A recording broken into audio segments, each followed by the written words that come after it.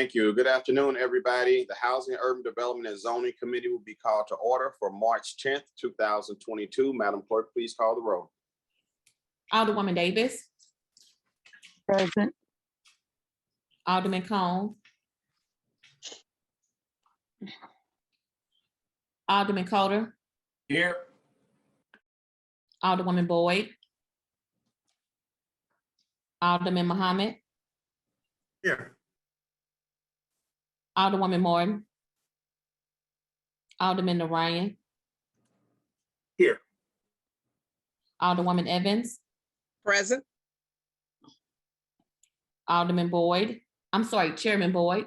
Present. President Reed. Here. 7 aye votes. I'm sorry. 7 present, you have 4. I understand, Madam Clerk. It's all right.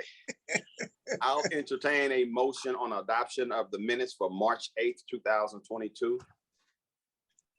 I move to adopt the minutes of the March 8th, 2022 HUD's committee meeting. Second. It's been moved and second. Madam Clerk, please call the roll. Alderwoman Davis. Aye. Alderman Cone. Alderman Coder. Aye. Alderwoman Boyd. Alderman Muhammad. Aye. Alderwoman Martin. Alderman Narayan. Aye. Alderwoman Evans. Aye. Chairman Boyd. Aye. President Reed.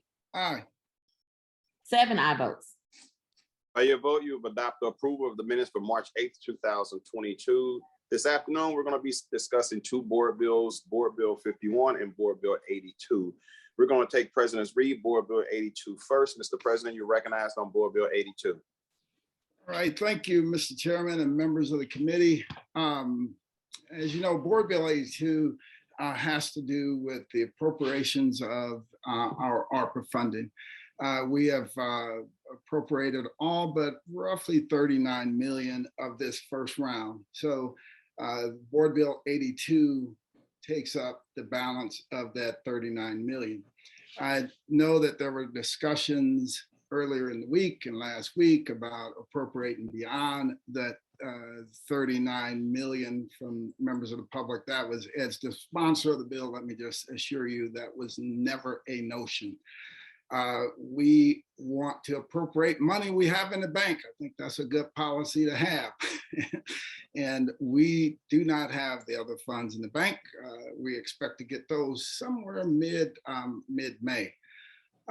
What you will see in the amendments, and I'm going to have Thomas Shepard go over all of the points with each and every one of you, and is that it's essentially the piece that was vetoed out of the bill that we originally sent, except for we just have broadened we've broadened the footprint of it and added some additional money. It was originally $33 million that were targeted to zones in North St. Louis that had high unemployment, that met all of the federal qualifications for inclusion. Since that time, the U.S. Treasury has now come out with their final ruling, right? And part of their final ruling is that if it's within a qualified census tract, then it is deemed qualified. And in this case, one of the points of discussion was whether we could do what was called general economic development. And under the original rules, we could, and under these new rules, the U.S. Treasury has made it even broader to take any of the questions out of it. So with that, I'll have Tom Shepard. If you're okay, Mr. Chairman, I would like to have Tom Shepard walk us through the entire presentation. Also, but before Tom begins, I want to also, tell you, kind of, bring the board up to speed. these things that we're working on from a board's perspective, when you look at, what broader plan can these items that we've been looking at, what do they plug into, specifically this pot that we're looking at today? If you look at the framework for St. Louis, and I'll drop a link down in the chat box in a minute, the strategic framework that we took up, I guess, in 2019, I think we took up the board bill to require the city of St. Louis to put a development framework together that would usher us into the future, that would allow us to address some of the economic conditions that exist within neighborhoods and communities across the city, a framework that would result in equitable pay and giving people an opportunity to get the job training and move on to higher paying jobs and so on and so forth. So all of those things that we put in that board bill require the St. Louis Development Corporation to put together a equitable framework for us to work off of. And it's the framework that the city should be working off of in terms of future development and how do we address these issues of poverty. And in this case, like President Biden and other members of the House and the Senate has said, areas that were already, underemployed, unemployed, that had large amounts of blight will be hardest hit, right? And those areas, it's going to take much more for them to recover. So special attention should be paid to those areas.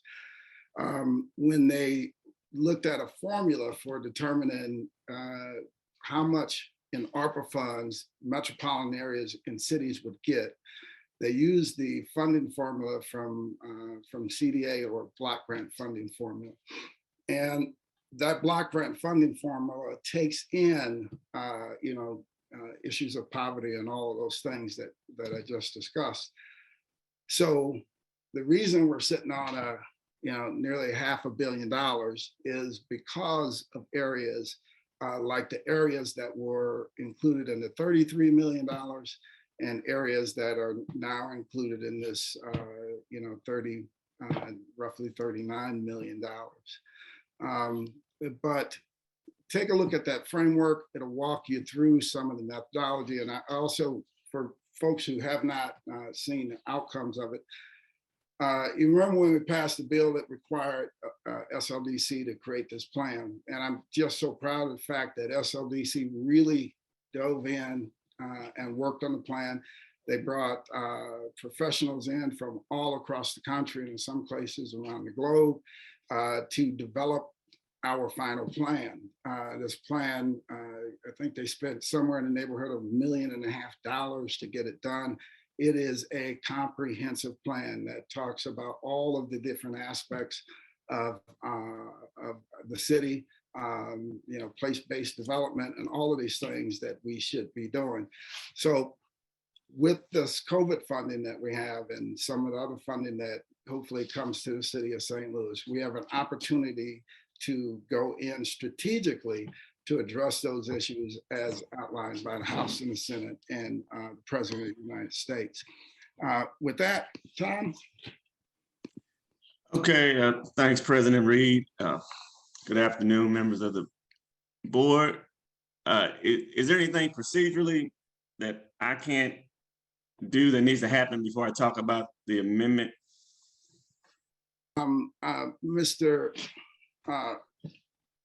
Chairman, if you will, if we get the bill in front of us, then we can begin with the amendments.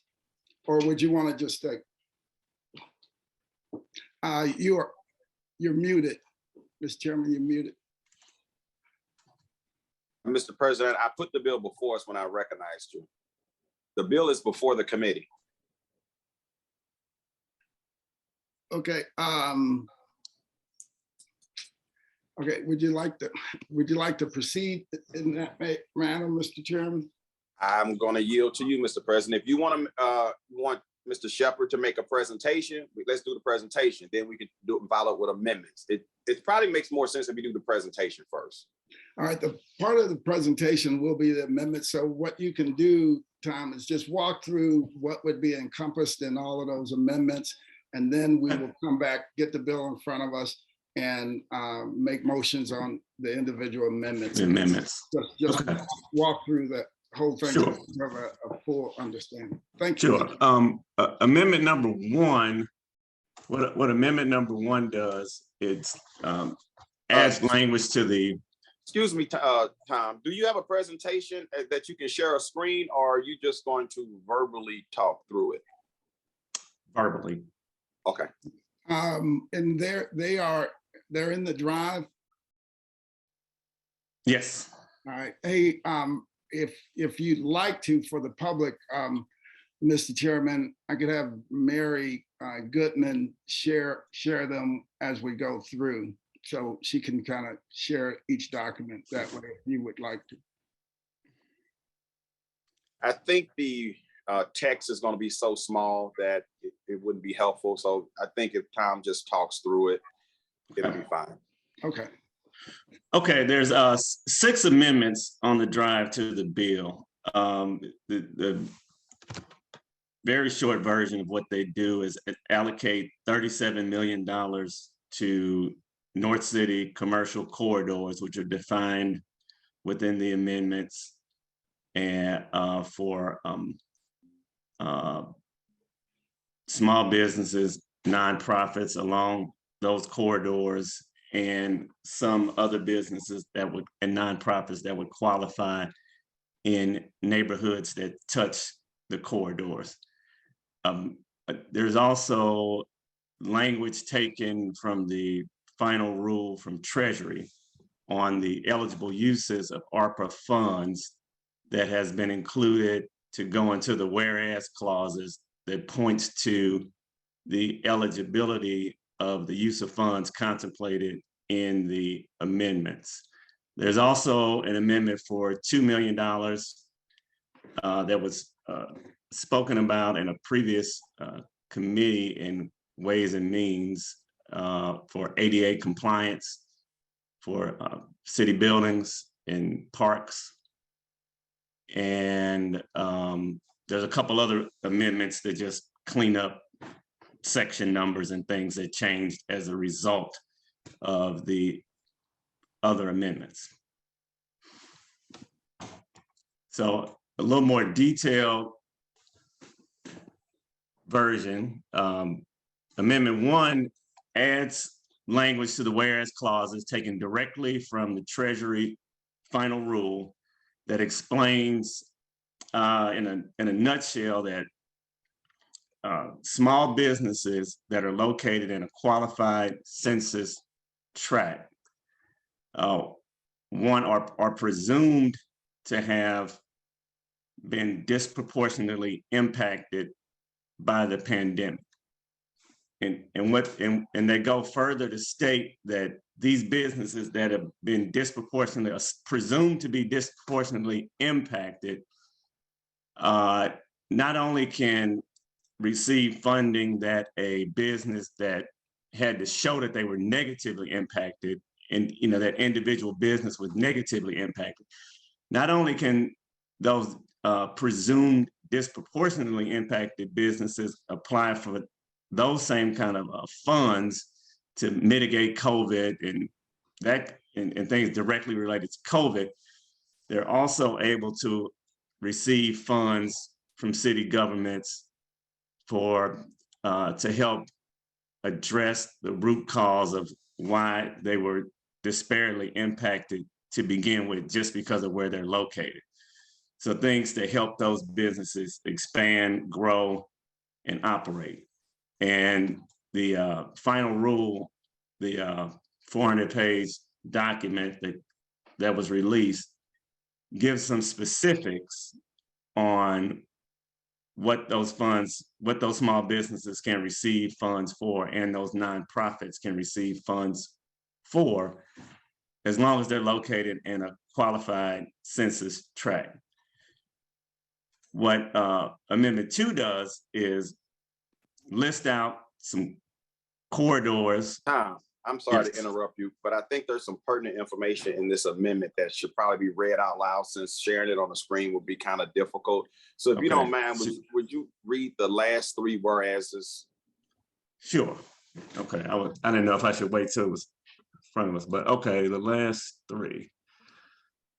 Okay, so and that's also actually a part of the whereases that I hadn't mentioned yet. So there's two things or three things actually, encompassed in the whereases in this amendment.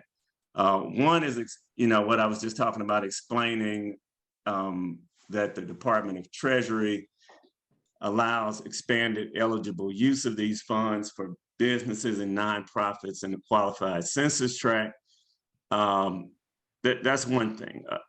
Also, again, as was in the interim final rule, they clarified further in this final rule that for lost revenue, the amount of money that a city experienced in lost revenue can be used and spent just for general government services. They list a few things that it can't be used for, but general, any service the government provides, it can be used for. And so I'll read these last three whereases. Whereas the City of St. Louis Budget Director has calculated the city's total revenue loss calculation under ARPA guidelines to be over $340 million. The final rule states that expenditures up to this amount, with a few exceptions, may be used for any government services. Whereas the final rule states, under the revenue loss eligible use category, recipients have broad latitude to use funds for government services up to their amount of revenue loss due to the pandemic. Whereas the final rule states, Treasury continues to believe that the list of activities that either are or are not providing government services are accurate, but is clarifying here that, generally speaking, services provided by the recipient governments are government services under the interim final rule and final rule, unless Treasury has stated otherwise. The uses specifically outlined as not eligible only include use of funds for debt service, to replenish financial reserves, or to satisfy an obligation arising from a judicial settlement or judgment. So basically, they said you can't use it just to stock it away, and you can't use it to pay for some previously incurred debts or lawsuit. So, so within the whereases, there are those two things: the eligible use for qualified census tract for small businesses and nonprofits, the broad use for government services that we would have latitude to use up to $340 million. And there's also a whereas clause that refers back to the equitable economic development framework that President Reed previously mentioned. Part of that framework to move our city forward economically, one of the 10 goals that they outlined for the city was to reduce vacancy rates and promote vibrancy on commercial corridors, especially in underserved neighborhoods. So that's the gist of amendment number one. There's a second amendment that gets into a little more of the meat and potatoes of the $37 million going to the North City corridors and what that $37 million can be used for, where it can be used, and how much for each corridor is being allocated. And I don't know if you want to if you want me to do a deeper dive on that right now, or wait before it's in front of the committee. Okay. You don't have to. We'll get in front. Thank you. I thought it was just important to set the stage for the uses of the money. So thank you, Tom. Okay, and then there's amendment, there's another amendment for the ADA compliance expenditures of $2 million. There's a separate amendment for the exhibit that lays out the how much money would be allocated to each corridor. And then there's a couple more amendments that just clean up the board bill based off of, numerous sections being stricken from the original board bill.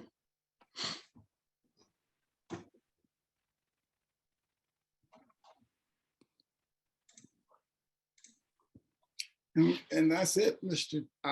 Chairman. This, for anyone who was serving on the board back when we took this up originally, this should not be new, except for, again, we've expanded the boundaries of the area. It was a need then, it still is a need today. And I really thank the U.S. Treasury for their final ruling. It really, just laid the groundwork for us to just wrap this up. And then, this does not prevent us from working in other areas when we get our next allotment of funds mid-May. So, this takes care of one area of town. It wraps up, some lingering old business. And then when we come back into the new session and we get our next round of funding, we will begin doing the same type of thing in other areas of the city that need it and continue from there.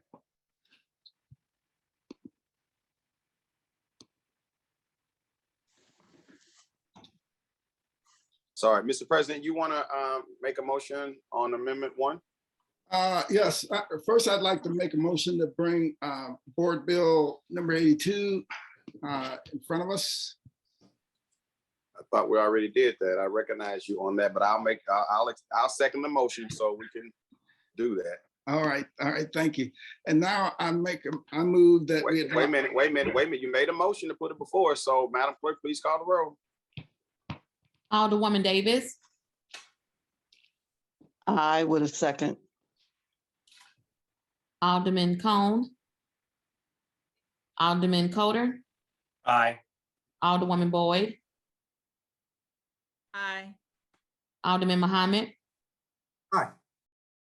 Alderwoman Martin, Alderman Orion, Aye. Alderwoman Evans, Aye. Chairman Boyd, Aye. President Reed. Aye. 8 So ayes. now thank you, Madam Clerk. Now what's before us, Board Bill number 82, President Reed. All right, Mr. Chairman, with your indulgence, I move for adoption of amendment number 1 to Board Bill 82. Is there a second? Second. Second. Previous roll. Hearing no objection of previous roll, amendment number 1 to Board Bill 82 is adopted. Mr. President. Thank you. I move for adoption of amendment number 2 to Board Bill 82.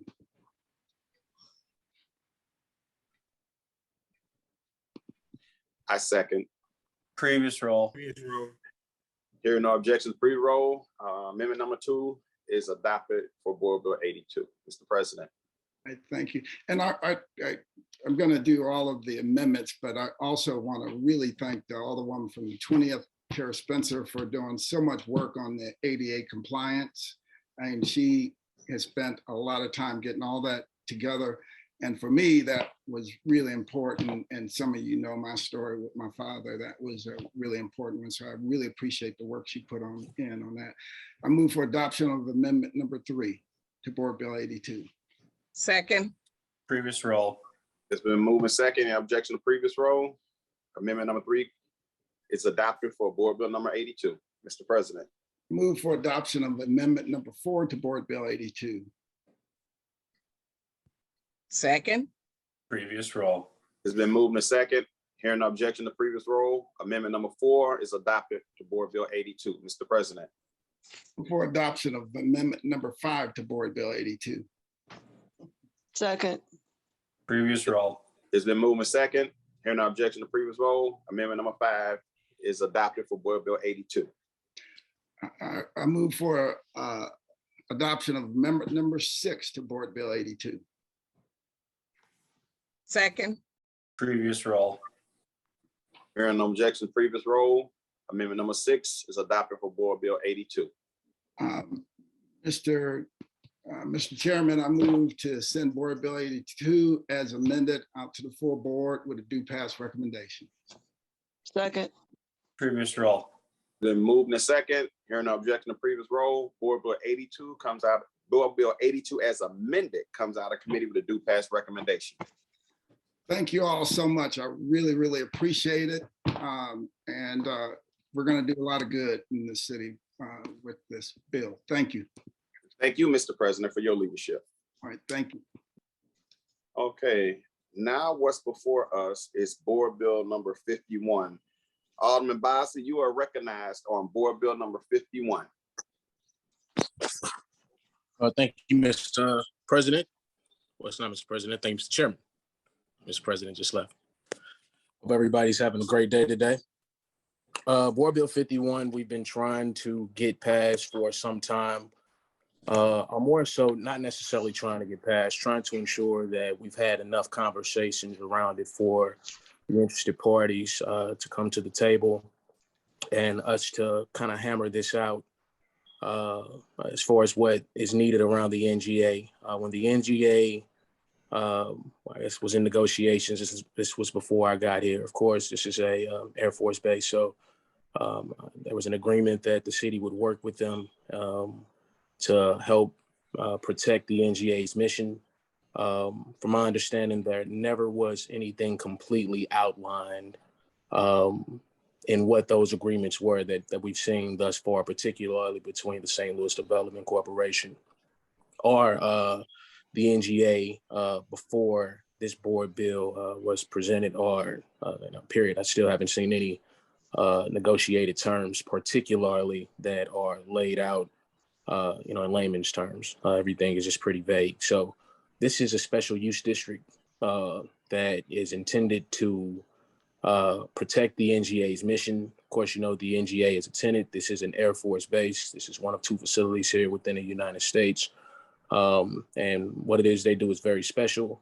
They monitor our national geospatial areas here within our city and across the United States.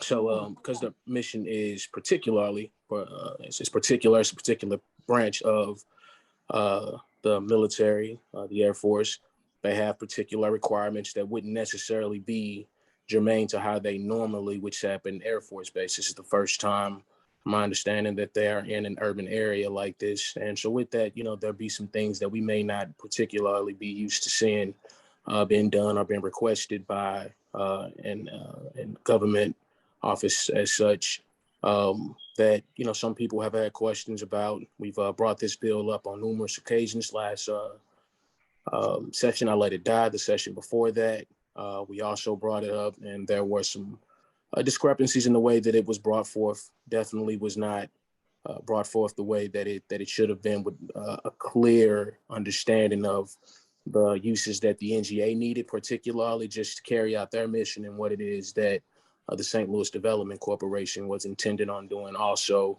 in conjunction with trying to work with the NGA to carry out their mission. Of course, we have our goals and things that we like to do within the city. They have theirs.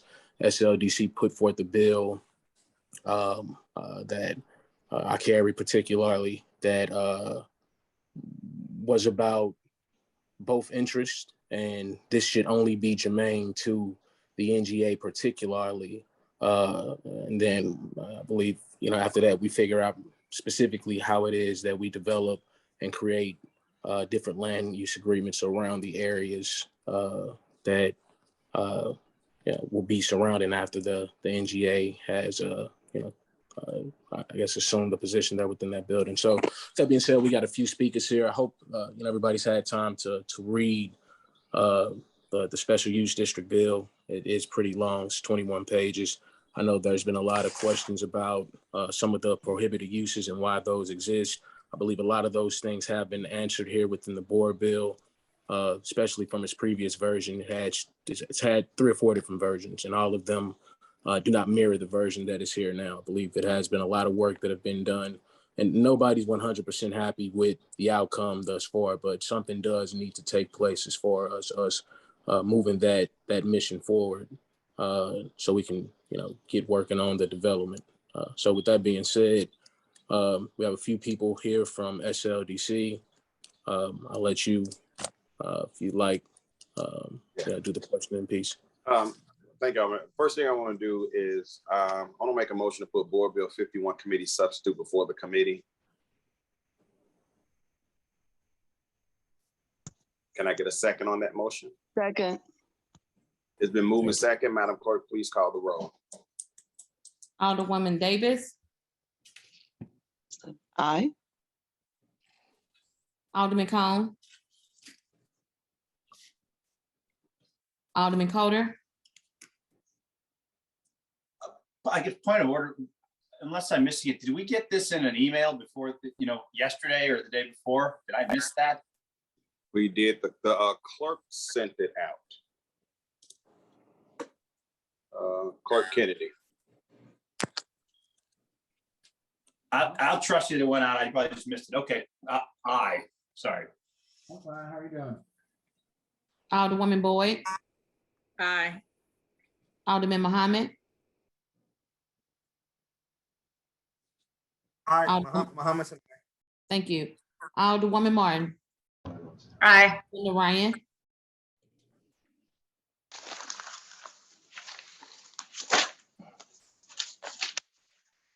Alderwoman Evans, Narayan's an aye. Narayan's an aye. Alderwoman Evans, Aye. Chairman Boyd, Aye. President Reed, Alderman Cone, Alderwoman Martin, Aye. 8 aye votes. Thank you. Alderman Coder, just for reference, it went out yesterday at 9:53 a.m. Okay. From From the clerk, Clerk Kennedy. Kennedy? Okay. Yes, I see your name Sorry. on it. No problem. I'll find it. Thank you very much. You're welcome. So now what's before us is Board Bill 51 committee substitute. Alderman Bosley, would you like to talk about the changes from 51 to committee substitute? Or would you like somebody from SLDC to speak on that? They can go into detail. I can also. Basically, what the committee substitute does, it means to be, once again, we had conversations with Northside Regeneration. They've had conversations with folks from the NGA. We're trying to be as amicable as we can. There's no way that everybody will get everything that they want, but we are doing what we can to try to mitigate people's wants and needs from the development and from this board bill in particular, to make sure we're not hurting anybody, and that's not the intent, and to make sure that we're also carrying out the mission at hand. Once again, protecting the NGA's mission. So this committee substitute changes a few things. It's a height restriction that changes. There's also a few things in there about mean sea level. That was something that was not in the bill, and trying to once again negotiate height restrictions. Few things in there about welding that wasn't there before. Also, once again, I'll let SLDC go into the particulars, but once again, this is us trying to get to an amicable place. And Okay. That's the point of the committee. So Okay, I'm going to recognize Neil Richardson, Executive Director of SLDC. And I see there's several people, including the Director of Planning. So I'm going to let you lead this discussion about Board Bill 51, and then we'll go into the public comment, okay? Sounds good. Thank you. Sorry, real quick, I had one more point of order. I'm sorry to be a pest. State your point of order. Yeah, so the committee sub, I found the email, I appreciate that. And I know the Alderman from the 3rd just mentioned the changes. I'm not sure the subs in in the right form. Like, I can't see any of these changes. I don't know if there's another version that was left off, but our rules require a committee sub to show what's been changed from the underlying bill, basically in a red line format, and we don't have that. I believe our rules say, and we certainly have the clerk get the rule, that if a member of the committee requests that, then we are obligated to produce that. Well, I'm requesting it because this is a lengthy bill and it's important, and I'd like to know what changed and be able to see that text.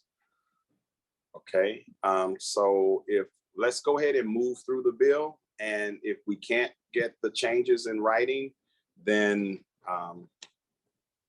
then we got a problem. Thanks, Chair. So if I can real quick, I guess SLDC Neil, if you all could go ahead and get somebody working on that while we plow through this. Sure, we'll have someone to attempt to get that done for the committee. I can't guarantee given the time frame, but hopefully we're able to produce something in short order. Okay. Director Neal, you recognize. Thank you, Chairman. Thank you, committee, today for the opportunity to speak around the special use district. Again, as Alderman Bosley recognized and mentioned, during the time in which the National Geospatial Agency was identifying their locations, and we entered into a land sale use agreement between SLDC or LCRA and NGA, one of the most pertinent items that we needed to address was the special use district. And again, this special use district, while it is around advancing and protecting the mission of NGA, it's also about protecting the neighbors and the community around it, not hindering development, but promoting the inclusivity of that development. And so within that process was a neighborhood engagement process that was included within that. So we have engaged community members, we have engaged businesses throughout this process that are reflective in this board bill. And so we've had conversations to garner feedback, we've had postings, we've had virtual meetings, we've had in-person meetings, we've done the necessary posting, done the necessary engagement, not only with the businesses, but also most importantly, the residents that will be impacted by this, to ensure that they have a full understanding of what's included in the special use district and how the NGA facility will have an impact on their neighborhood today and as we continue to move it forward. I would like to move over to Rob, or if possible, Rob, I know has been with SLDC prior to me even joining and has been leading a lot of the engagement over a period of years with the community, the businesses, and the neighborhood organizations that will be impacted by this special use district. So Rob, if you could start and then pass it over to Lance, because I know he carried the torch in many of the neighborhood engagement process to ensure that the neighbors, the residents, and the businesses themselves were included in this process overall. Yeah, so thank you for that. I did just email the red line track changes to, I believe, most of the aldermen that are in this meeting, and I apologize if I've missed any. Chairman Boyd, if you could maybe forward it to anyone who I didn't include. It was sent to the clerk, I believe last week by Lance Knuckles. I don't know if that version was shared, but again, I think I just emailed it to all of you. So, this started a number of years ago after the NGA selected this North St. Louis site as its next campus. It was determined that there would be a security protective zone that would be required. And as we analyzed that and took a look at what that meant and what the best way of implementing it was, we determined that the special use district is what made sense. So initially, the board bill included some conditional uses, and those were the items that were most objectionable to the neighborhood. things that really had nothing to do with the security interests of the NGA, but they were included because it was thought by many in that neighborhood that it was an opportunity to include some other maybe less desirable uses and put some controls over that by imposing a conditional use requirement, which would go before the building division for implementing those neighborhood conditions that would be acceptable for those types of businesses. Once we remove those conditional uses from the board bill, again, we posted it in the neighborhood. We've had public meetings. I'm not aware of any objections that were raised during those public meetings. At Alderman Bosley's request, I did attend a community meeting that he held at the Boys and Girls Club on North Grand in December. There were approximately 40 residents in attendance at that meeting. I think the overwhelming response was that they were in favor of this SUD. There was certainly no objections raised at that meeting. We've held a video public meeting as well. Obviously, during the pandemic, we couldn't hold those in person. So, you know, I think that we have gotten to a point where we feel like this bill is ready to pass. I can walk through a couple of the changes if you'd like at this time. Just briefly, there was a reference on page 1 to the downtown neighborhood plan. That plan has since been completed and adopted. So Mr. Chair, excuse me, we got a document, but we got an email, but no attachment. I just saw that. Thank you. I just saw it. Okay. Rob, can you make sure that you attach the document to that email, resend it, and make sure that you send it to BOA clerk as well. And the clerk should be able to pick that up. Oh, I see you did. The clerk should pick that up and put it in the Google Drive. Half a second, apologize for that. I got ahead of myself. It's not the first time I've done it, but I have now resent it.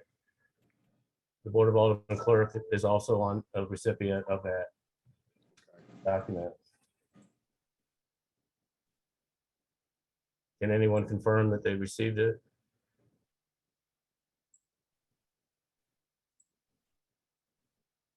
Not yet.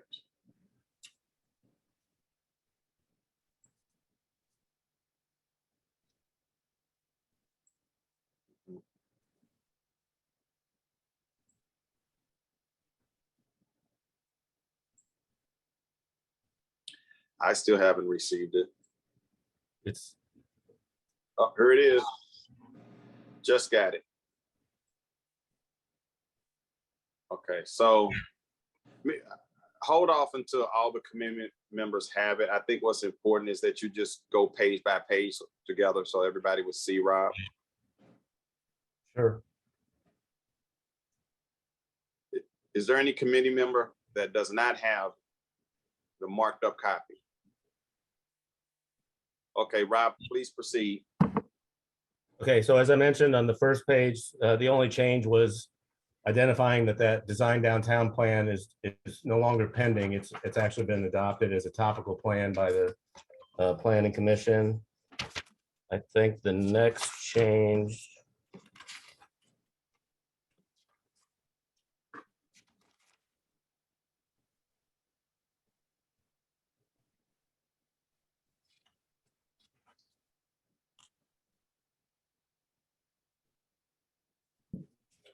I think this is a change. It's underlined in blue on page 10, a reference to the public hearing that took place prior to this public hearing. It's just a clarification. The other change is on page 13. As Alderman Bosley mentioned, we have been working with some of the businesses in this area, including Sensient. And one of the prohibited uses on section 6B, utility stations or taller, or towers taller than 65 feet were prohibited. And at Sensient's request, we inserted the language except industrial dryer buildings and structures. Sensient has on its plans to build a drying tower that is a part of their manufacturing process. The NGA met with them and did not object to that exemption. And then the other main change, as Alderman Bosley mentioned, at the request of the Northside Regeneration, and Lance Knuckles is on this call, he can speak more to that. It was discussed with Northside and the NGA in a joint meeting that because of the topography of Pruitt-Igoe, that instead of using 85 feet as the maximum height of any building or structure, that it made sense to refer to mean sea level, so that the mean sea level of the occupiable height of any other building within the geography would be excluded from 600 feet mean sea level and above. 600 mean sea level, I believe, is the height of the NGA's building. And this language is consistent with the, I forget what the zoning designation is, but the one associated with the Gateway Arch, where the cap is 660 feet above mean sea level, I believe, in that legislation, preventing anything from within that district to be built taller than the arch. So that those are the basically, two little changes and a couple of just cleanup languages to that revised document. So at this time, I'm going to turn it over to Lance Knuckles, who can talk about the negotiations that have taken place. Good afternoon, Chairman and committee. My colleagues have spoken about some of the procedural changes. We have conducted engagement as stated with a number of the organizations in the area and engaged in a way that allowed negotiations to happen as it relates to any potential sites that might be coming into conflict with the language proposed in the SUD. And so I will leave it at that and just say that what my colleagues have stated, we've been clear and thoughtful and engaged and created opportunities to engage with any business that could be adversely impacted by the restrictions that have been placed in the SUD that's before you. So I will yield the floor to any of my other colleagues who need to speak. And I don't know if Don Rowe is in a position to speak as well. Yes, Lance. Don Rowe, you're up next, sir. Perfect. Thank you, Chairman. Certainly. Thank you. Alderman Boyd, Chairman Boyd, there's a number of things that have been brought out on the table. I'd happily speak now, or I could make some summary comments towards the end if you'd like. Your choice.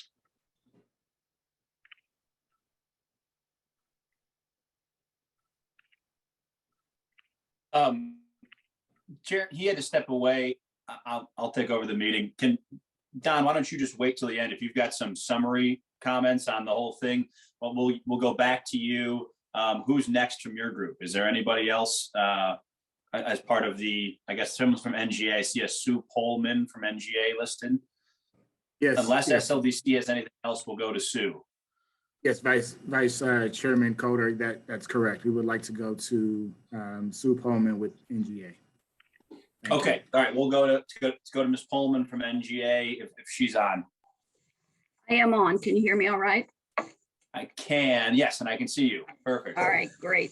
So, Mr. Chairman and committee members, NGA certainly appreciates being here today and having the opportunity to provide a few comments on the importance of Board Bill 51 to the continuity of our mission at NGA. When I became the program director for this project back in the spring of 2015, there were discussions already underway on a variety of the operational, environmental, and security requirements that were necessary for any of the competing sites at that time to be considered for selection.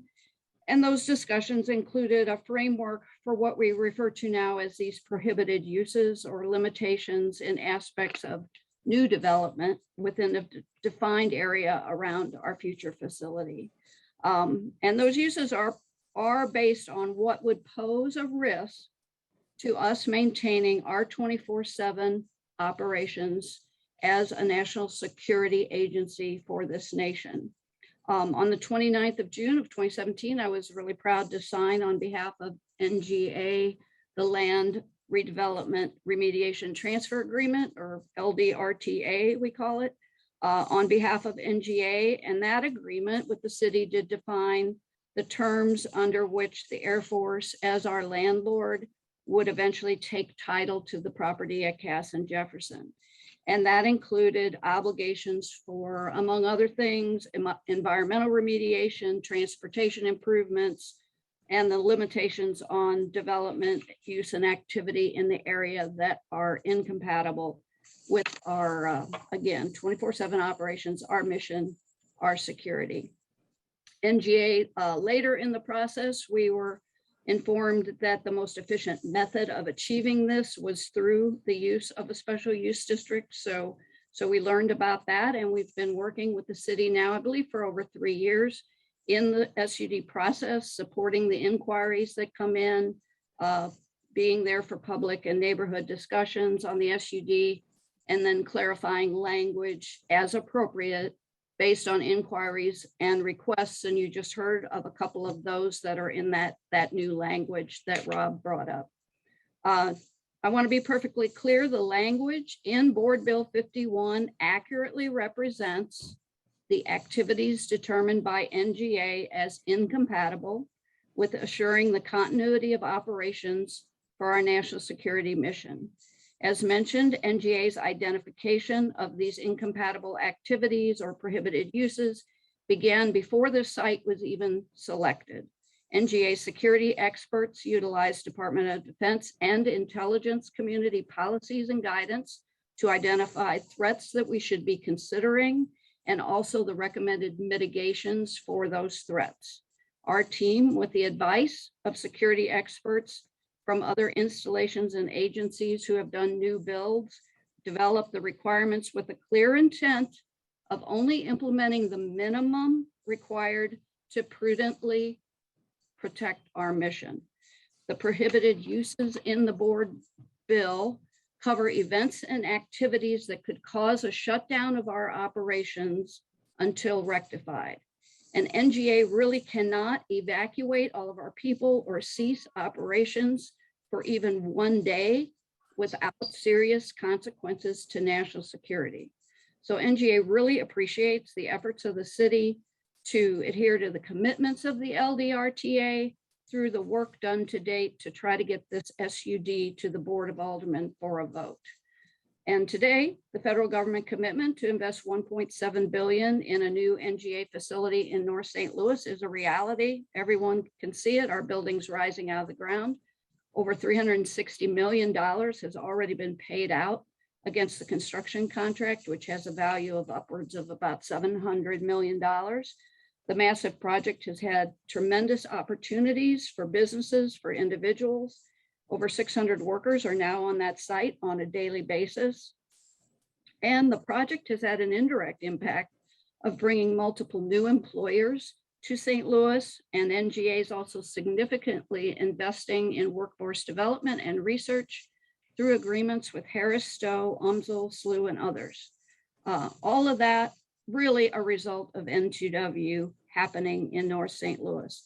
The city of St. Louis has followed through, provided a clean site, which was no small effort, and all of those required transportation improvements are well underway. NGA is really looking forward to 2025 when we can start moving in to this beautiful new facility, take advantage of the new technology and the mission enhancements that we're going to have there. And we really do sincerely ask for the committee's support by moving this special use district bill forward to the Board of Aldermen for approval and fulfilling that commitment to protect our critical operations by limiting the prohibited uses as defined in Board Bill 51. Thank you. Thank you, Ms. Bowman. Is Mr. Cooper going to speak as well? Mr. Cooper is here. If there are any questions that he needs to answer, he will. Okay. Thank you. Next up to speak is Mr. Tim Cantwell. Mr. Cantwell. Mr. Chairman, thank you very much. Okay. Wait a minute, Mr. Cantwell. Do you promise, swear, or affirm that the testimony you're about to give is the truth and nothing but the truth? Yes, I do. Please proceed. And again, state your name, organization that you're representing, and the address. Tim Cantwell. My address is 1055 Golden Pine Lane in Monument, Colorado. I am consulting to the Northside Generation group. And previously, I grew up in St. Louis, and I ran Mid-America Airport for 18 years, competitor in the NGA competition. I'm familiar with all the previous requirements, and NGA is an excellent business to have in St. Louis region. And I laud what Ms. Pullman had to say about their impact. That's very good. I'm not sure that Board Bill 51 has the correct tools in it to come about from an Air Force base standpoint. I ran Mid-America Airport, which is a joint use airport, with the Air Force daily. And I know that the federal reach to the civilian side of the airport was attempted quite often to restrict civilian airport operations, and there was a backbone of legal federal law referred to as posse comitatus, where that could not happen. We had to agree to do that, and I could not let go of FAA responsibilities to subject that side of the airport to DoD goals. There are some specificities in this board bill. It should happen. This board bill should happen. I'm not sure the SUD is the correct way to go about it. There are many tools that DoD have for compatible use and compatible use studies.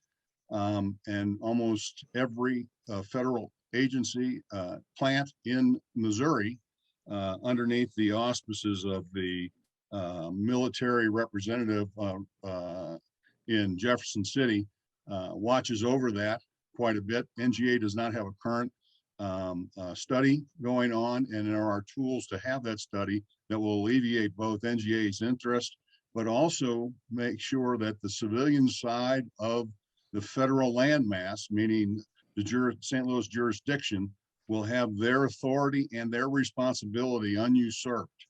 You will have input on it. I do want to just give you one example. Many regulations were inputted into this SUD. I'm not sure the board understands that you have just given away your rights to any of those regulations that could change. Of particular note, the AFI 990-2001 was just updated in 31 July 2019, and it doesn't mean that it won't be updated again in 2022 or 2023 or 2025, and you will have no say in what those regulations say or what they will impact on this SUD. So I'm not sure the wording on this SUD is what the board really wants to do by giving up all of those rights that you legally have outside of federal fence. I do know the tool is available, and that's for further discussion after you consider this bill. Okay, thank you. Next up is Mr. Darrell Piggy.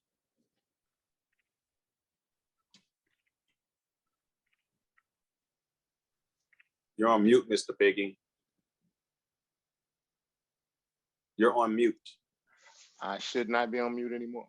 There you go. Mr. Piggy, Okay. do you promise, affirm, or swear that the testimony you're about to give is the truth and nothing but the truth? I do, Alderman, and I wonder why the other witnesses before we came up didn't have to do that. Okay, so let me say this. I had to step away. We don't necessarily swear staff in, but if my vice chair did not swear in Ms. Pullman, then that's just an error. We're still getting, this is a new rule for the Board of Aldermen.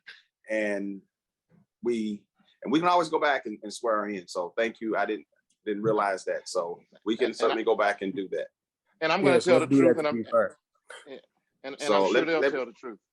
But I just wonder can I- why we were asked to do something different than the other witnesses. what, now do you have a better understanding? I understand. Okay, so do you promise, affirm, or swear to tell the truth, nothing but the truth? I do. Okay, so again, state your name, the organization you represent, and the address. My name is Daryl Piggy. My address is 7733 Forsyth, Suite 500. I'm an attorney.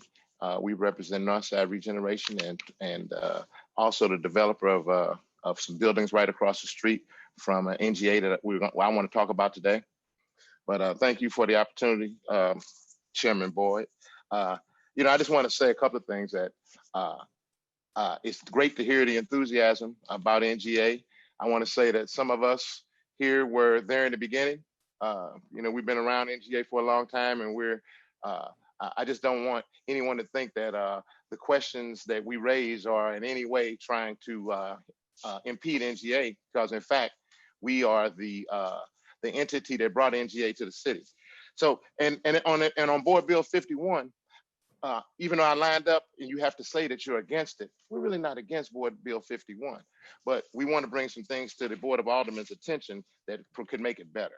And I think since NGA doesn't open to 2025, I think it's imperative to us to take the time to get it right. You can get a C or you can get an A, but we have extra time to get this correct.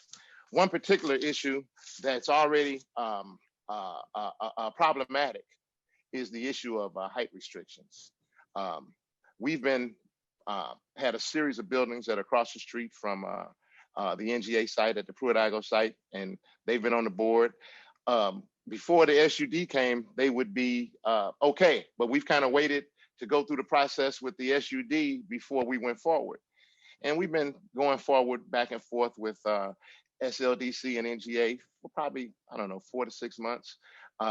Let me say this, that we made some agreements with SLDC as far as how we would approach the building heights. But like Mr. Cantwell said, the city has given up its power. And what we found is SLDC is waiting for NGA to give them the okay. And that's kind of legally incorrect. The power to make these zoning decisions is not with NGA or the Air Force. They're actually with the city of St. Louis. And we hope that, you'll maintain that power. I'll give you a quick example. At the 600-foot mean sea level, if I'm sure, I hope you can see me. If we use that as an example of a building height, if you have a building that's directly behind it, okay, it should be able to be higher than that because the building in front intersects with the line of sight at NGA. That's just a simple example of, and by this board bill, you couldn't have that second building any higher than the first building. And this, in the math just doesn't add up. And even bigger than that, when you start making decisions on building heights, a small thing like 2 floors, it might mean millions of dollars in a development project. And we just hope that before we make these hard rules that we don't have any control over changing, because we've given the power to the federal government, that we could take the time, since we have until 2025 to make this decision, to keep sitting down and talking about this. I think it's significant that when Mr. Knuckles went back to NGA, we haven't had a second meeting to get to the nuts and bolts of the things that we agreed to with SLDC. And that bodes kind of negative for the future when we think about how we're going to solve problems that are going to come up. Anybody who's been around development or neighborhood activity knows that it's kind of unpredictable what the next problem is going to be. And it's just not a good idea for the city to give up its power to solve problems to an entity like the Air Force or NGA that, frankly, they really don't have an interest in development outside their fence, which is kind of ironic because when Robert Cardillo picked this NGA site over Scott Air Force Base, one of the things he was most interested in is how this could be a catalyst for development. So, ironies abound, because here we are trying to make sure that NGA rules don't impede development. And I'll end with, we're very conscious of the need to do this. We're in favor of doing it, but we're concerned about a rush that doesn't answer questions that we already see issues that are not being solved. And it just doesn't make sense to go forward with a system that already has problems that aren't being solved. And I hope that, we're available for questions. I hope the board members get a chance to ask us questions about anything that's in odds with what we're trying to do. Thank you, Mr. Piggy. Next up is Mr. William Laskowski. Hopefully I got that right. Okay, Mr. Laskowski, do you promise us firm or swear that the testimony you're about to give is the truth and nothing but the truth? I do. Okay, so again, for the record, state your name and the organization that you represent and the address. Yeah, William Laskowski with M Properties, representing 20th and Cass LLC. Address 1001 Boardwalk Springs Place, O'Fallon, Missouri. You may proceed, sir. Thank you, Mr. Chairman. And I'm going to echo a lot of the comments that Daryl just talked about, but just for some context here about how we were interfacing with the SUD. When we secured the site selection for NGA, one of the main stated goals was to spur and encourage economic development in this long neglected area. This board bill instead seems like it's stifling to us still. For that context of real world projects that are now being put through, we have 6 project site plans in the Innovation District, the other side of Cass, just from the NGA, and they were submitted by our development team of Clayco LGC. They were processed through zoning in August and September, and then sent through the Board of Adjustment for approval in October. While we could have had a vote then, we deferred instead to the guidance of SLDC in favor of giving time to meet with NGA, with the Alderman, and with SLDC to discuss some of the concerns, mainly those about the height of the buildings that Daryl mentioned before. Those meetings were held in November, December, January, and there were compromises made to the plans that we had submitted through zoning. Given assurances by SLDC that they would recommend approval and that we would get back on the Board of Adjustment schedule and agenda. Throughout the month of February, though, communication has been sparse and actually ceased. And then the news came of this board bill, which would then be reintroduced just this week. So very few of the concerns that we brought up are reflected in the provisions of this bill. So we just want to point that out. It's almost as if we didn't meet over the last 4 months with many of the concerns that we brought forward. So as it stands now, the second extension deadline for our Board of Adjustment is up next week and probably has to be extended again.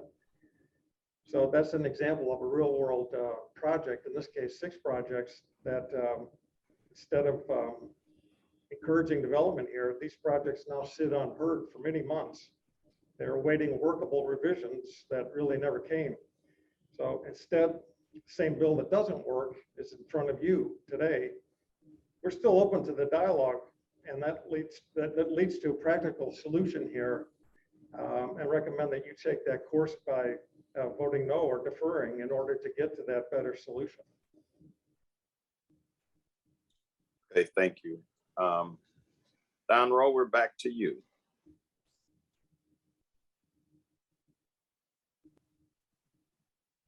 Mr. Chairman, does that include the public comment? Conclude the public comment? No, we're going to go back around with the Alderman to ask questions. Okay. I'd happily, having been involved since the beginning, if there's a chance and an opportunity you'd like me to speak at the end, I certainly will. But good afternoon to the chairman and the members of the committee. And Alderman Boyd certainly knows me from the Planning Commission, knows me well. I'm Don Rowe, the Executive Director of the Planning and Urban Design Agency, which among other duties staffs the Planning Commission, which I'll mention. The SUD is an overlay zoning that works in conjunction with the district zoning to achieve an enhancement of some sort. You've heard much of this from other speakers. You just heard a reference that a property across the street, the 34 acres that used to be the Pruitt-Igoe site, has an existing zoning category on it now that has a limit to the height of the structures under that existing zoning, that's less than what is calculated in the SUD. So that limit by the underlying zoning influences this development, standing there now, that regulation. And as they have mentioned, they've gone to the Board of Adjustment to get a variance from that requirement. It's not a given right, it's a variance. You've also heard that this has been a long time in the process. And its focus is the NG site in the St. Louis Place neighborhood. The federal installation is a big deal and is primarily on a site involved in a neighborhood plan created some 20 years ago, reserved for something big and of scale to happen, to be catalytic and helpful to this neighborhood. There's a lot of vacant land. A new neighborhood plan to enhance the benefits of the NGA to the neighborhoods is currently in the works, has been started. Yep, the SUD, when it was first put forth, was too complicated. Other commercial districts get down to nuanced restrictions like whether you can have a walk-up takeout window. This one was really, as you heard, very complicated for these extra things at the beginning. What you see now in your committee substitute, this one is simpler than the start of the process.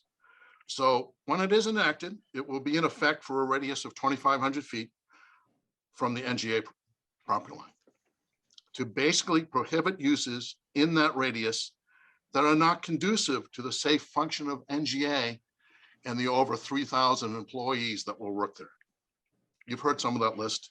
The limits on gas stations, explosive fuel storage, radio frequencies, and heights that could be used to attack safety needs. Note the committee sub adds some technical specificity in this application, using height above sea level as the limit point, not a measure from the ground, a logical method that we've used before. We're still concluding and talking about this discussion, but I, as the staffer of the Planning Commission, and having taken this to the Planning Commission, that the Planning Commission has recommended the SUD to you, I hope and ask that you'll send it along to the full board at this meeting. Okay, thank you. I'm going to go back to Ms. Pullman. Ms. Pullman? Yes, sir. Okay, we did a misstep. I need to swear you in for the testimony that you gave. Do you promise, swear, affirm that the testimony you just gave and the testimony you will give afterwards or may give after will be the truth, the whole truth, and nothing but the truth? I so swear. Thank you so much. So now we have all the technical stuff out of the way. We're going to go around with committee members for questions or comments. We're going to start with Alderman Davis. Thank you, Mr. Chair. I don't know if I have any questions. I just have a brief comment. An SUD, number one, is not a permanent document, as this legislative body has the ability with input from various entities, bring about amendments if necessary to it. There will be continued engagement, understanding by the federal government as they operate in that site for their needs. You can't predict everything before you're actually in place. So there probably will be some adjustments made. We also just heard from our planning director that the current zoning indication just right across the street is inappropriate even for the NGA. So those changes will have to be made, which will then hopefully help some of the other people who have some concerns now about their future projects. We also have in this whole scenario, the understanding that must be given when you're working with the federal government, and most especially when you're working with an entity that has the responsibility as NGA has. Yes, there will be some changes ongoing. I appreciate all that was testified by the former director of the airport in Illinois.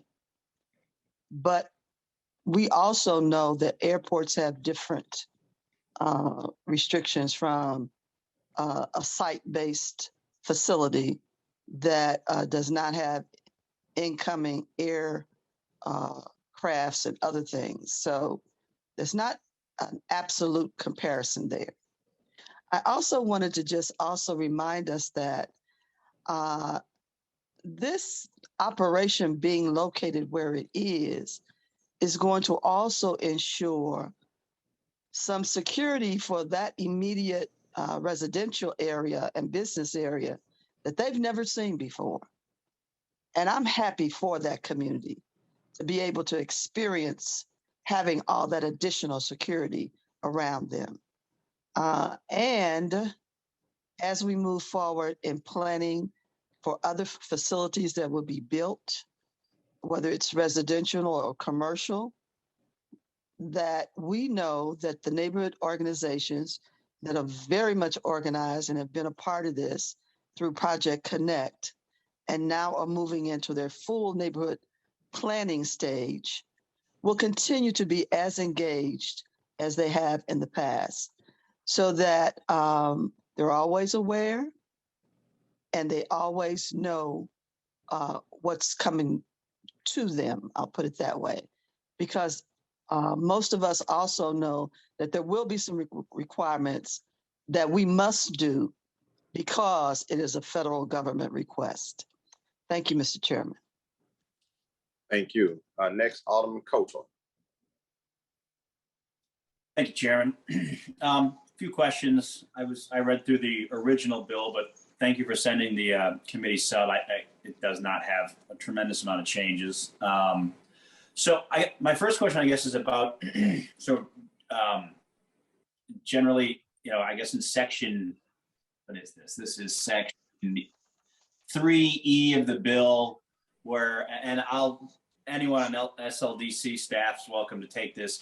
It says that I guess the city LCRA, the city LCRAH must cooperate to establish these restrictions. I know this has now been going on for a couple of years. What would happen if we didn't pass a special use district, this session or I guess before NGA starts operating?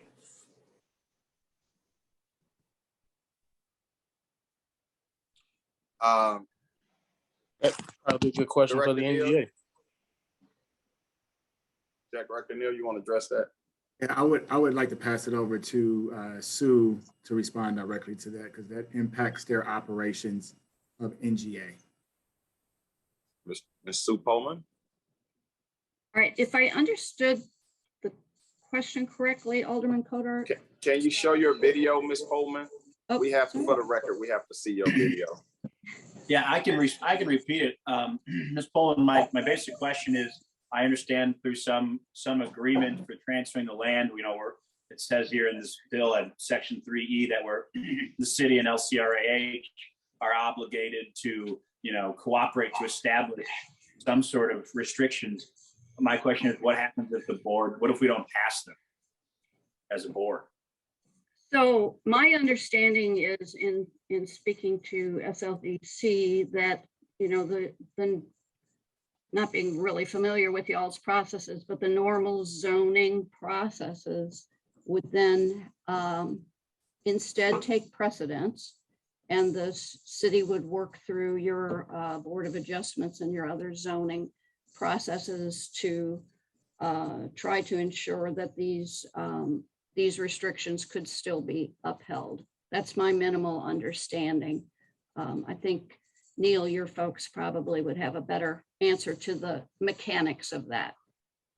That's exactly right, Sue. So we would go back to the underlying zoning requirements. I think that's why Director Don Rowe had his hand raised to address that specifically, that process, as he leads the Planning Commission as well. Go ahead, Don.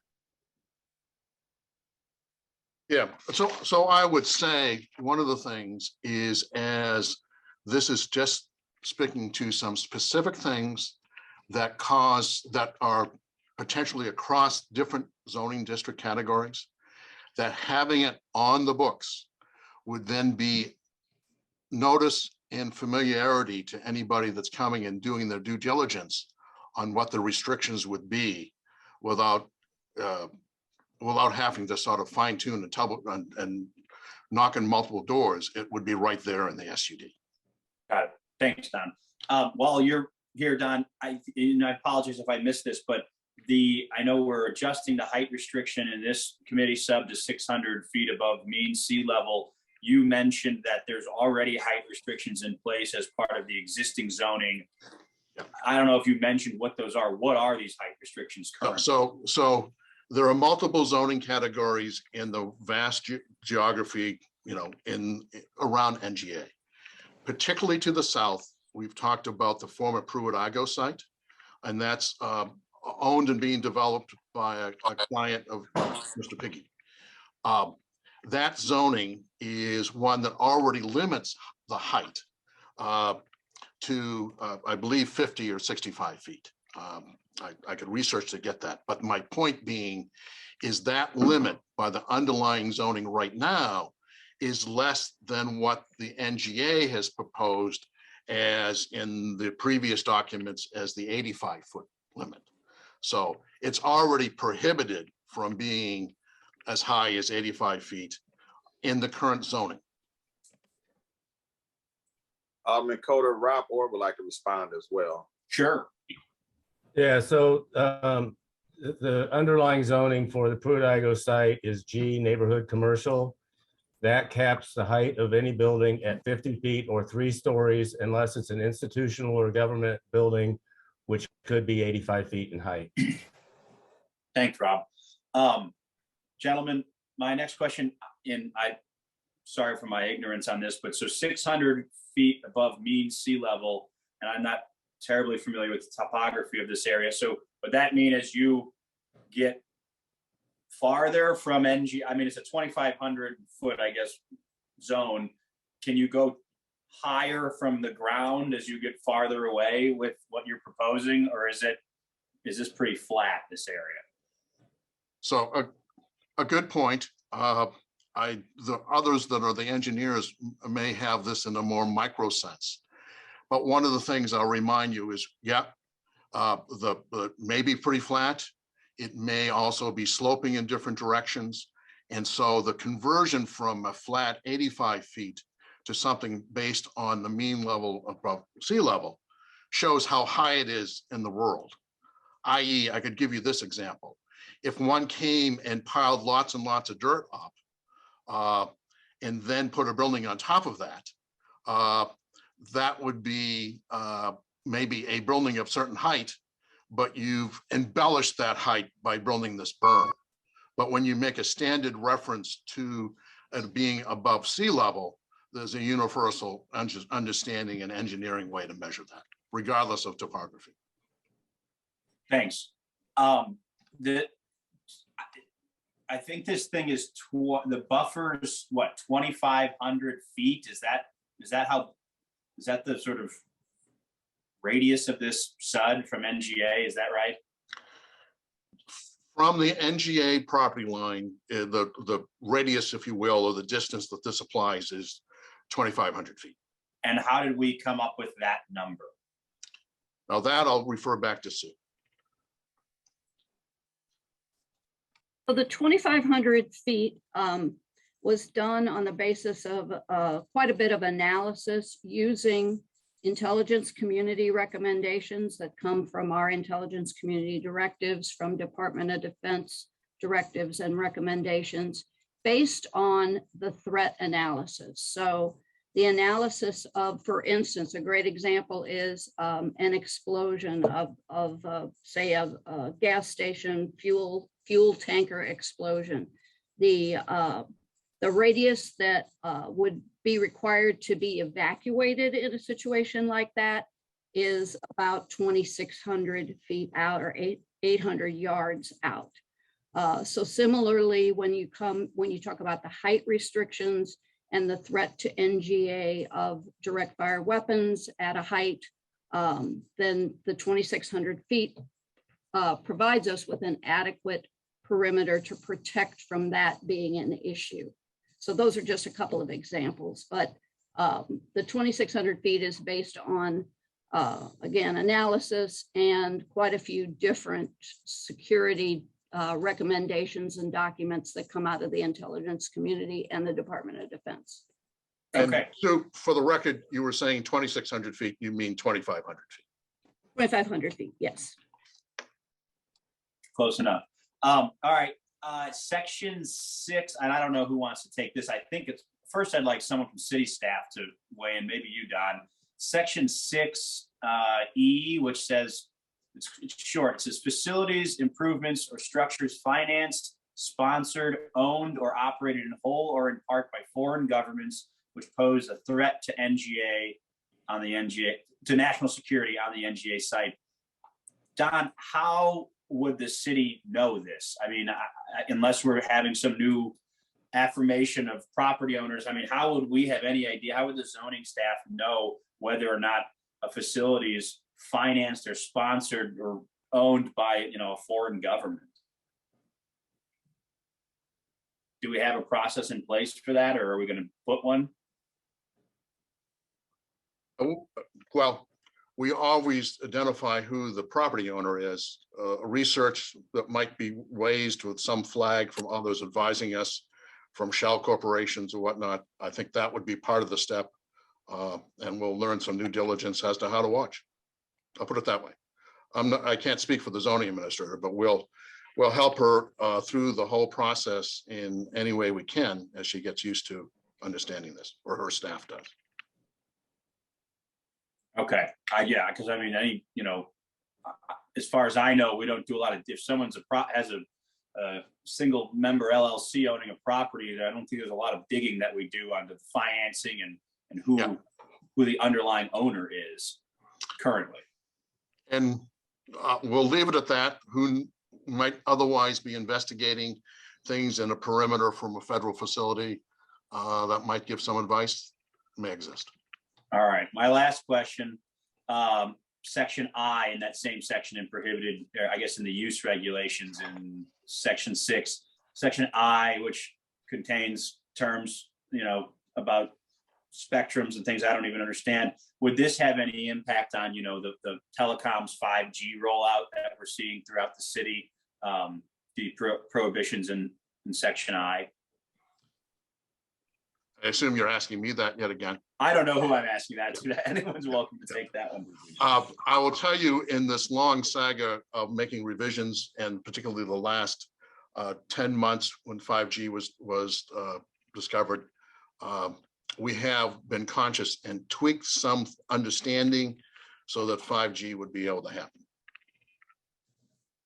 or be tire kicked if it happens to be at a certain additional frequency. Okay, nothing further right now. Thank you, everybody. Okay, Alderman Shane Cone. Alderwoman Pam Boyd. Okay, this has been very intriguing. First, let me congratulate Alderman Brandon Bosley and Alderman James Page, because you walked into something and had no idea what you were walking into, did you? So this was a project that was like, when they say train with fire, you got trained with fire. So I applaud you all for hanging in there. And so it was a maze to me always, this whole NGA thing. So at the end of the day, who owns NGA? Who will be the legal owner? So I think I can address that one. Okay. So NGA is a part of the Department of Defense and a part of the intelligence community. So we are a federal agency. Okay. The property is actually owned by the United States Air Force. Simply because of federal government rules, we can't own our own property as an agency. We don't have the wherewithal to handle that.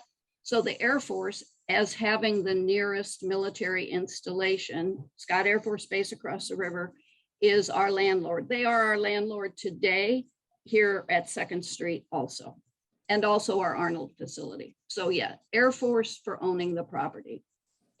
Okay, and so I hear all these lawyers asking a lot of questions. So it might be an ignorant question, but I'm just asking. So as the city councilor, have they reviewed this to see if we on point or to make sure that we're protected, even though we are dealing with the government with this bill? That's what I'm asking. Extensive review from the city council. Okay, and so they have reviewed that. Yes. Okay, and so I guess what in my questions, and I heard Alderwoman Davis, because she, you know, is in tune to a lot of development and stuff. And like I said, Alderman Page and Bosley probably got educated as they went. It was on the job training when they were doing this whole piece. And I think it's a fabulous thing that's gonna take over that whole area to help them build up. And I am glad that Alderman Bosley insisted that he had the community at the table and people heard. And so I'm just want to make sure that our people are exposed to all this new different stuff. And so are they understanding what's coming their way in regards to this NGA, how it's going to impact them, because as Ms. Polam said, the government site is one within itself. And so they don't think that they'll have connections with the government site, do they? Who's that for, Alderman Boyd? Anybody want to jump in? So that's my thing. What's the question again? So everybody's clear. Alderman Bosley, when you had those community meetings, because a lot of times our community are exposed to things that they've never dealt with before. And so they don't think they have, and that's what my whole concern always was, they don't think they have a connection or access to that NGA, do they? No, they do through Project Connect. No, so before even I was in office, the NGA and SLDC, they have been working through Project Connect to connect the community to both those departments. And Project Connect is a branch organization that works through SLDC. That SLDC created once again to connect to the NGA, and they've been that connect to the community. They had frequent meetings every single month, sometimes weekly, contingent upon what was going on. And that wasn't just about this SUD in particular, but about many, many other things prior to the NGA being there. Just all the different things that they wanted to see, ways that they wanted to be engaged with the community, different events that the NGA had put on for jobs, the construction workers, just in general, connecting with the facility. Project Connect has been a partner in the neighborhood and been there and available. Right there. They work out of, I forgot the name of the school, unfortunately, but it's in St. Louis Place. It's in Clark Square, I'm sorry. But everybody's had access to it. Now, this board bill in particular, when we first put it up, we had a lot of discontent residents with it because of the way that it was posted. It is a little scary when you wake up in the morning and you see hundreds of postings on light poles and you don't know anything about it. And it's like 42 pages long. It was really long, essentially, initially. So, you know, we definitely had some community engagement that needed to be done. There was some things in the bill, once again, that wasn't necessarily a part of the NGA's mission.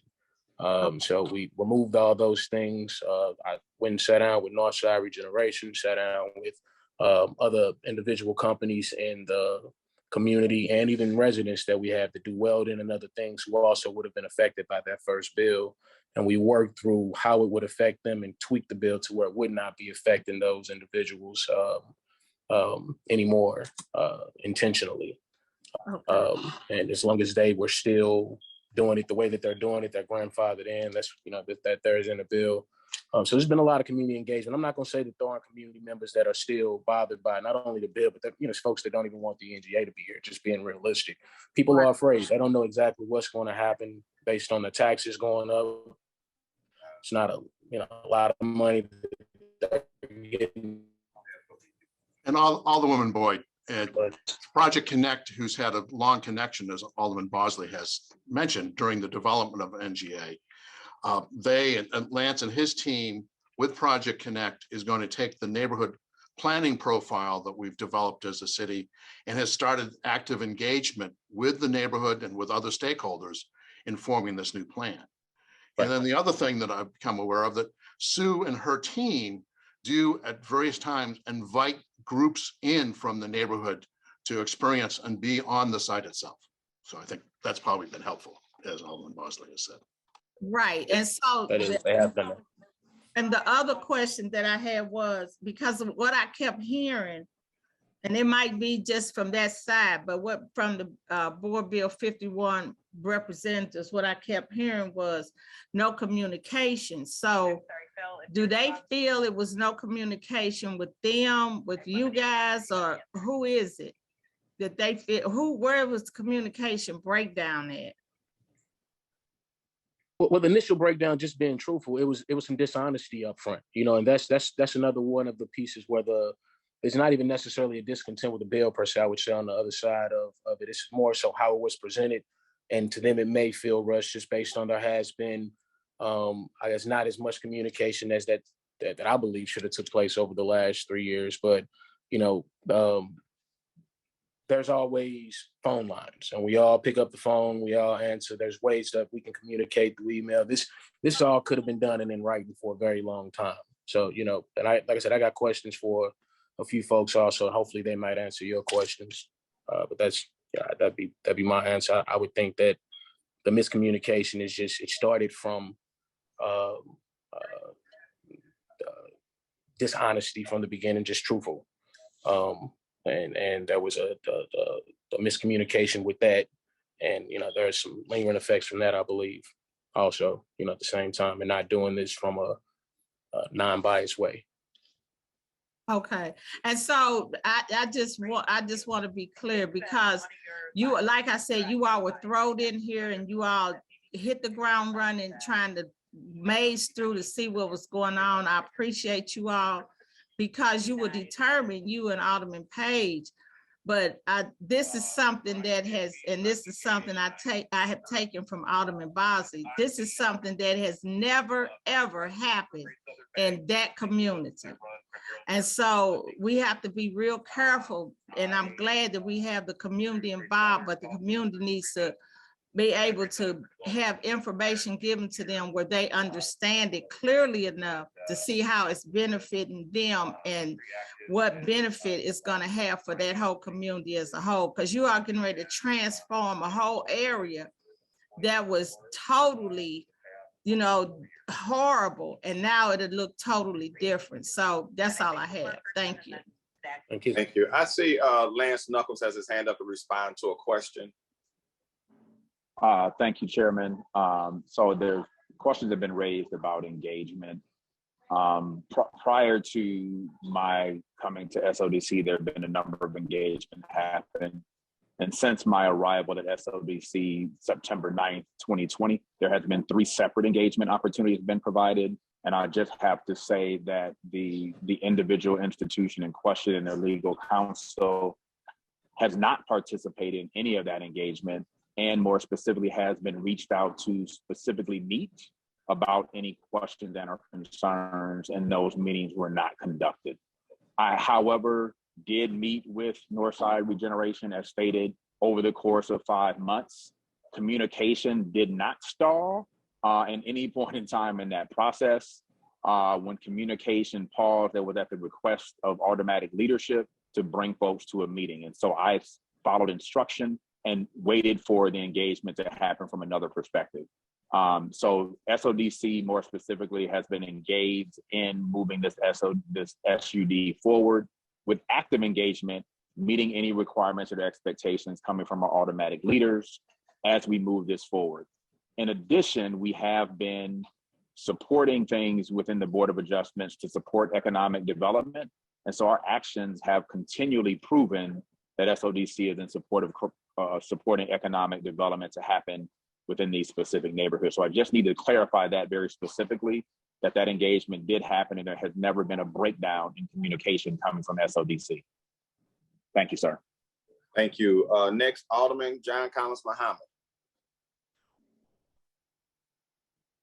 Thank you, Mr. Chairman. I just have a couple of questions for my colleague from the third. I'm just reading the board bill. I have been reading it for the past couple of days, but of course we just got the new marked copy. Thank you for that. My question is now about neighborhood planning, right? So when we pass special use districts, it's supposed to help with the implementation of neighborhood planning. When was the last neighborhood plan or model adopted by any neighborhood organization or the voters of JVL or even to my colleague from the fifth, voters of the Fifth Ward? Has there been a current neighborhood plan? I know that there was one back in the early 2000s. Is there a current or active neighborhood plan today? There is one I'll help that, with that if you'd like. Go ahead. go Wait ahead. a minute, hold up. Don, you know I have a lot of respect and admiration for you, but we gotta raise our hand. Yeah, sorry. I know you're a wealth of information, but if you just raise your hand first, I'll recognize you, okay? All right. Sorry. So Alderman, you want to recognize Don right Yes, now? sir. Okay, let's go. I meant to mention it earlier, so that's my fault. You're recognized, Don. Alderman, welcome to help answer that. Yes, there was a plan adopted by the city about 20 years ago called the Neighborhoods of the Fifth Ward. So the geography, you know, I'm a neighborhood biased guy to the elected officials here, included both the boundaries of the wards, the Fifth Ward, and then individual plans for each of the neighborhoods, including the St. Louis Place neighborhood. There was, as is at that time, a lot of vacancy north of the Pruitt-Igoe site. And that planning process, that community planning process at that time came up and recognized the degree of vacancy north of Cass Avenue as a substantial part of the southwest portion of the St. Louis Place neighborhood. And on the land use plan from that neighborhood, crosshatched it as being for something big and catalytic. That embryonic part, along with a former reference that maybe the NGA site would be included in the solicitation response to the federal government for NGA site, allowed that to have the status to begin. We're now here with being successfully getting the NGA in the state of Missouri, in the city of St. Louis, in the St. Louis Place neighborhood. What has currently been embarked on and the meetings have begun through Lance's crew to do a new neighborhood plan right now in engagement that will take in current circumstances, current improvements and aspirations from the neighborhood and the opportunity of catalytic impact in a positive way from NGA. That plan is in a process. It moves at the speed of trust that the planning team and staff that works for Lance, elements of my crew, and some consultants worked at the speed of trust in developing that plan. So there will be a new one some months out, fully adopted by the city with all that participation creating it. And the neighborhood plan will be for more than the St. Louis Place neighborhood. It's going to be for a total of 6 neighborhoods in that geography.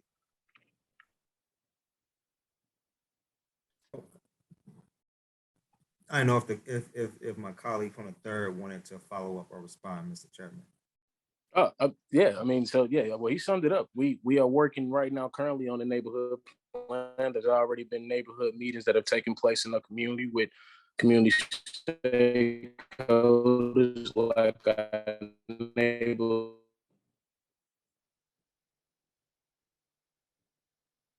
You're breaking up. Yeah, I can't hear him, Mr. Chairman. I think he's can't hear you frozen. either. I Can you believe hear me he's now? frozen. What about now? Alderman Bosley was talking. I was. Can you hear me? Yeah, now we can hear you. How about now? Yeah. Okay. All right. Sorry about that. Phone froze up. Yeah, I said, yeah, right now we are working towards creating a community plan.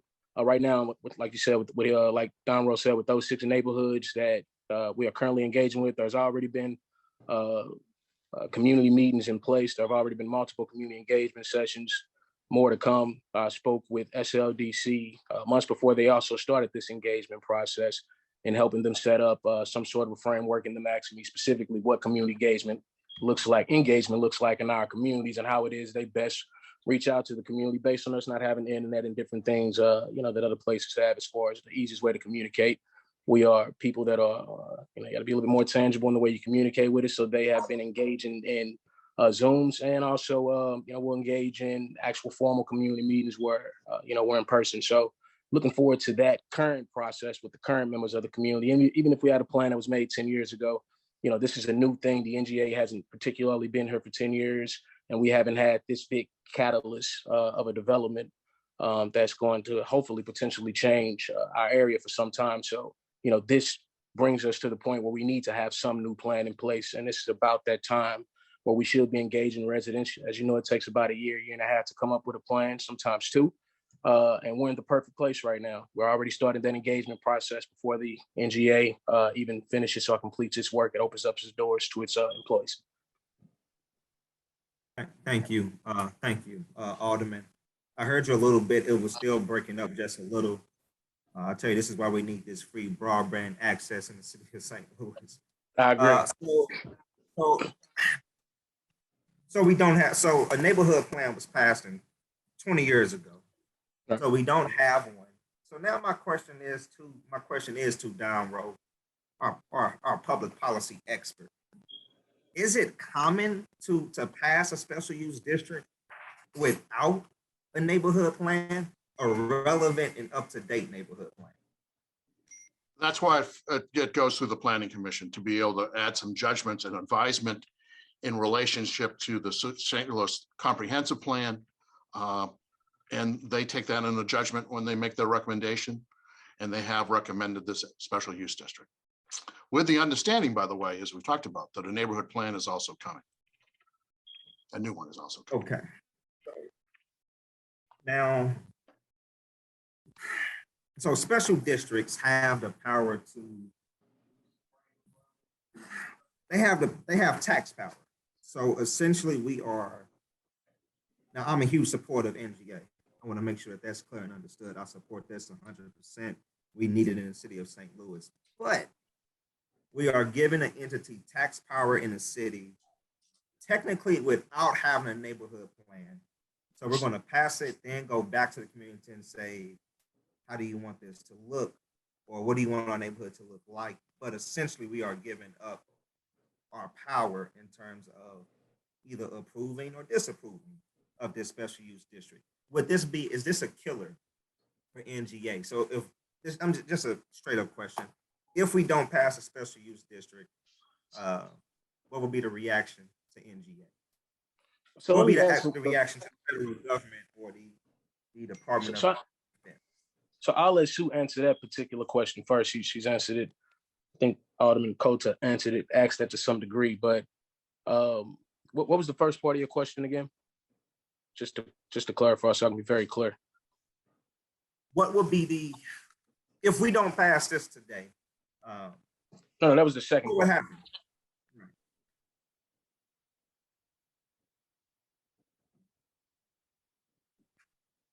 I said, could you repeat? I said, could you repeat the first part of your question? The first part of it.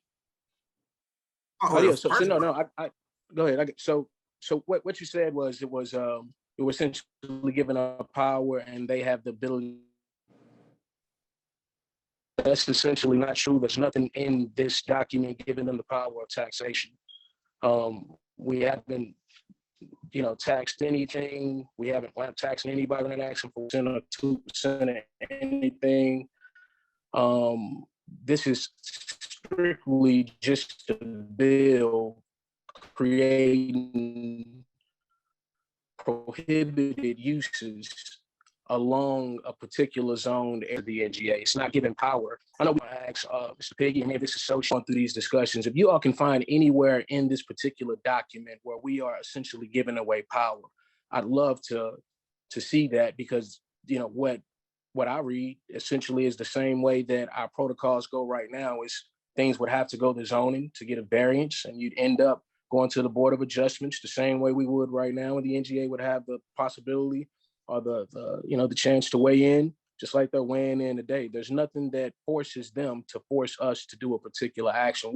We're saying ourselves that we're prohibiting these uses. They're not going to come in and commandeer any buildings, or there's not we are saying that ourselves, that we're going to create a protective zone for them. We're not giving them any power to go out and start taxing our people or to create a new do anything particular. They can't just go up and make stuff up and say, this is in the SUD, let me just go do this. They don't really care about much going on outside the SUD as far as development. They care about what's going on inside of their fence, and what happens outside is just meant, not what happens outside. They want to protect themselves from outside forces, being able to prevent them inside their perimeter from being able to do what it is they do there. They know they're not going to harm themselves from the inside. So that's all this SUD potentially is. What I like to do at some point in time is read each, because there's only 13 prohibiting things. That's actually the function of the bill.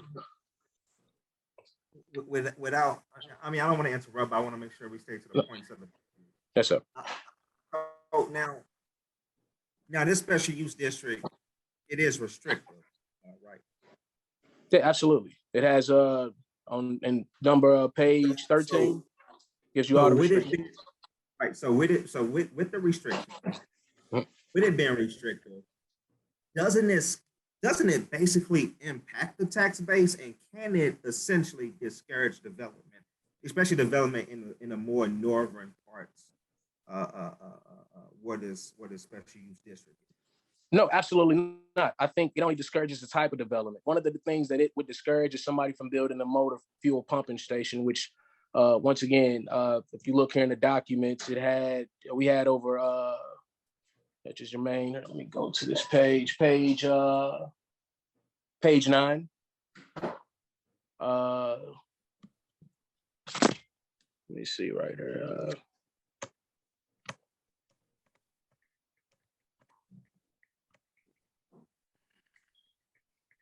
Section 3, the city adopted 2019 International Fire Code by approving Ordinance 70796 in 2018, required an operational permit for motor fuel dispensing facilities and identifying flammable and combustible liquids as hazardous materials. In addition to gasoline being a hazardous substance, motor fuel pumping stations pose a public safety issue. The National Fire Protection Association reported an estimate 5,020 fires and explosions occurred at motor fuel pumping stations per year from 2004 to 2008. Once again, thus, the presence of motor fuel pumping stations in the district pose a threat to the vital national security operation of the NGA. That is not meant to discourage them from building a gas station. What it's saying is in close proximity to the gas station. I didn't say gas station. I know. I'm just giving you an example of the type of development. Yes, sir. I'm just saying. That's it. Just giving you an example of the type of development that it could discourage. It's just the type. There's many ways to develop. That's just one prohibited use. Very specific. We're both North City Alderman. Can you give me a better example than the gas station? Oh, well, so that's the best example we got on here. When I say it's not prohibiting the buildings of buildings, once that's 600 feet, right? The 600 feet they're talking about when you look at buildings, if you once again look at the average height of an actual story, the average height of any story is somewhere between 14, maybe 16 feet. You divide that by 600 feet, you get somewhere around 42 stories. And I'm not saying that you got 42-story buildings that will be built, but they got the possibility along the area mean income, the area mean sea level, to build pretty far up and, within 2,500 feet of the NGA. So, the other posed problem was the megawattage that they had an issue with. It talks about the power stations. It didn't, the SUD talks about doesn't want power stations, but there's a clause in there that's in there specifically for developers and individual who would like to build a power station right here at H. It says power station and facilities for the production or transmission of electrical power in commercial quantities of at least 1 megawatt. This being prohibited shall not be construed to prohibit power substations that exclusively provide power to on-site industrial, manufacturing, or commercial uses.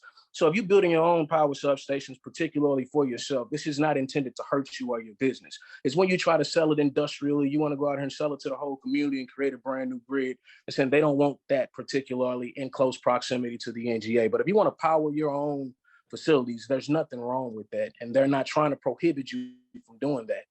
They're encouraging development, but things that would cause or pose a threat to national security, it's just simply saying that these things, may pose a problem, and we'd rather it not be an issue. So all the other uses in here, once again, if you go to welding, this is saying light and industrial manufacturing uses involving welding activities during industrial manufacturing or fabrication process, including but not limited to automobile machinery manufacturing. It's just manufacturing. You're not going to build a power plant smack down next to the NGA. That's pretty much what it's saying. We don't have any plans to do that anyway. Our fabrication processes, including but not limited to automobile machinery manufacturing, fabrication of metal products, electrical equipment, and metal service centers. This once again, should not be construed to prohibit welding activities involving metal sculptures or the maintenance of industrial machinery and other construction or expansion of buildings. So there's nothing to prohibit them from building metal structures, building metal buildings. Nothing is trying to stop development at all. And it's, once again, these clauses are particular to make sure that this is saying that we're not trying to hurt anybody, but things that could pose a threat, we're just trying to eliminate those potential threats. There's not many restrictions. If you look at Section 6 and you count from A to what is this? I think we're looking at 1, 2, 3, 4, 5, 6, 7, 8, 9, 10, 11. We got 11 restrictions. And it's, thousands of different things to develop out here. 11 things are not going to restrict, anybody from doing, the other 1,000 things that are out there. Once again, if you read through these things, it's not hurting anybody. Once again, facilities, improvements, and structures for the transmission or receipt of information and signals via through electronic, radio, satellite, or other medium. We're not going to build a satellite company. We don't have nothing on the books on like that. And once again, I've talked to Northside Regeneration, even asked them specifically how many megawatts do they plan on generating. They can generate as much as they want according to this SUD. As long as they are using it for their own specific uses, from my understanding. So I'll let you ask the other questions, but as far as prohibiting it from being able to build, even with the structure's height thing, it right now this gives them much more height that applies right now. As Mr. Rose said, the reason that those buildings are being held up is not necessarily only because of the SUD, but also it's because of the current zoning restrictions that exist right this second. So, we definitely are wanting to work with them. And the buildings that I think that they're trying to build, I believe SLDC has also committed to ensuring that they'll have a letter of support going to zoning for the development for those buildings that they'd like to build. My understanding, they may have 4 or 5 out of the 7 that they're trying to build as far as the support letter and them working with zoning, the Board of Adjustments to help, make sure their projects go off without a hitch. Definitely not trying to stop anybody from developing. We need the development. I'm not angry at McKee or anything like that. I'm glad that we got the NGA. Had it not been for Northside, we wouldn't be having this discussion. So, I'm more than willing to continue to work with them. I believe this bill, just like anything else, we go back and amend as we work forward. It's a living document. Everything we do in this Board of Aldermen, as far as laws go, they're living documents. They change every time we wake up and have an epiphany and say, this isn't working and it needs to be amended. We need to do something different with it. Somebody comes back and amends it and then they change it and we put it in the law. We keep talking about, we talked about this joint land use agreement that we need to come up with that was talked about by Mr. Piggy. It's been 3 years. Even with SLDC, all these partners, some point in time, they got to come together and start that or finish that. But we have to do what we got to do also, as a board. I don't think it's a rush thing, but, I keep asking and been continuing to ask the different parties, what specifically do you want out the bill? And I don't think I've had those questions answered at all, particularly. And I can ask that today, which line items, because once again, we just counted the restrictions. Which ones do you want taken out? Or which ones do you want to adjust? It's not that many, once again, was it 11 items? Alderman, it's not about the ones that I want to just take out. Just ones I would like better explain. And just We can barely hear you, Alderman Collins Muhammad. I apologize. Can you hear me now, Mr. Chairman? Yes, better. I apologize. Alderman, it's not about any particular subcategories I want taken out. Just asking general questions to get an understanding of the bill and get an understanding of this special use district as of right now today. With NGA not being built now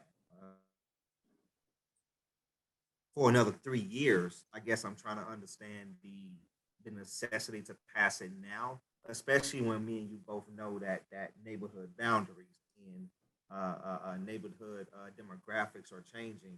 You know, who knows what St. Louis Place or JVL is going to look like in the next 3 years. Just a general question. I don't have a direct problem with the special use district. I trust you and Alderman Page. Just trying to figure out if this is not. Why is the need to do it right now today? And again, just some of the questions I had. I can answer that one, and I can make that pretty. I know I'm pretty long-winded, but I can tell you why there's a necessity. Kind of. You say what? Go ahead, my man.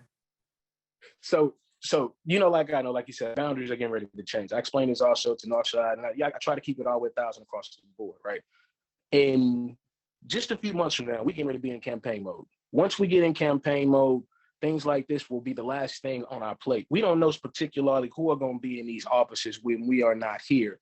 And we don't know who particularly is going to be working out these deals that have not been in the community, lives amongst the people that live in the community. I live with these people who have been living amongst these people. I represent the folks in these community. I can't say whether or not I'm going to be here, but I know right now I represent the people's interest. I know what this board bill looked like before I got it and read it and found out some things about it that I knew would be detrimental to us, and took it off and held it for years, working to ensure that it got to a place that I did not think it was something that could potentially hurt us. So there was a time, and no disrespect to the NGA, what this would have went through, and it would have went exactly the way that SLDC wanted it, with no changes to some degree. And it could have been potentially harmful. Nobody spoke up. The NGA didn't speak up. Northside Regeneration spoke up. And that's just being real. And when they did that, I spoke to them. I read the bill. I went back and spoke to SLDC. I asked them to bring the NGA to the table. It took months for that to happen. And I said, oh no, it's not going through unless such and such happens. This goes this way. And those are the way that things have been going. We're at a point now where I believe that trust now has been reinstilled. We have new partners during SLDC. They have not been in any way trying to rush this. This has been, since I've introduced it, it's been months. This hasn't been something that it's been years, not years. It hasn't been something that I just introduced at the last quarter. This has been sitting in committee for some time now. And I introduced it, I think it was back in the summertime. So it's not really a rush. We've taken it off twice. This has been 3 whole full years. So, what it comes down to, just being realistic, if we're not here and we're not looking out for the best interests of our communities, what is this going to look like when we know we got the power? And we know for sure the federal government, we'll put their restrictions and prohibit, whatever it is that they want as a prohibited use, we can throw whatever else we want in there as non-conforming. I've seen what this bill looked like beforehand. Who knows what it will look like if you don't have individuals looking out for the community's best interests. I know Northside's job, they're supposed to look out for themselves, and they look out for the projects, and those projects are in North community. I think Ms. Piggy is from Northside, so he's also looking out for Northside at the same time. My interest is for all of those people that live there, and to ensure that no matter what, they have what it is they need to survive whatever changes are getting ready to be made. And I'd rather know that this thing is being amended than see it pop up and look totally different than what it looks like now, months and months from now. So, it's either, once again, this is the time to do it now, or years from now. We don't know how this thing is going to look. And there it is. I tried to keep that short. Thank you. We're going to move on to Alderwoman Sarah Martin. I'm sorry. I thought you disappeared on me, John, because I didn't see you anymore. Were you done? His face disappeared. Again, this is why we need this broadband Wi-Fi in the city of St. Louis.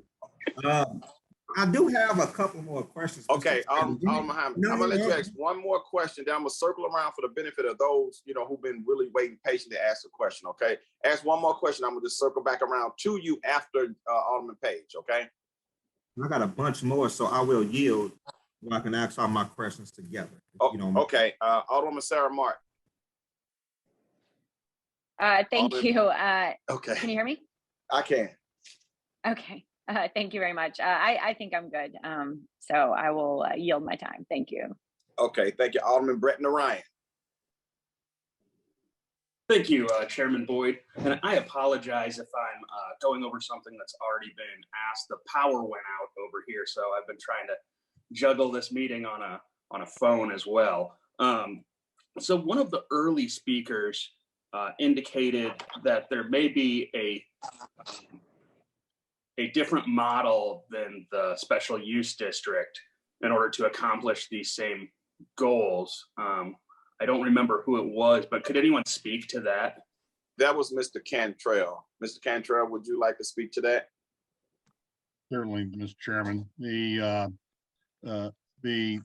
Department of Defense has a unique model of study that most federal agencies have picked up in the last 10 years, 15 years to bring in the community as you require or desire, of course, and the federal agency, and to have a forum that used to be called a joint land use study, but is currently called a compatibility use study. It's run by the DoD Office of Local Defense Community and Cooperation in Washington, D.C.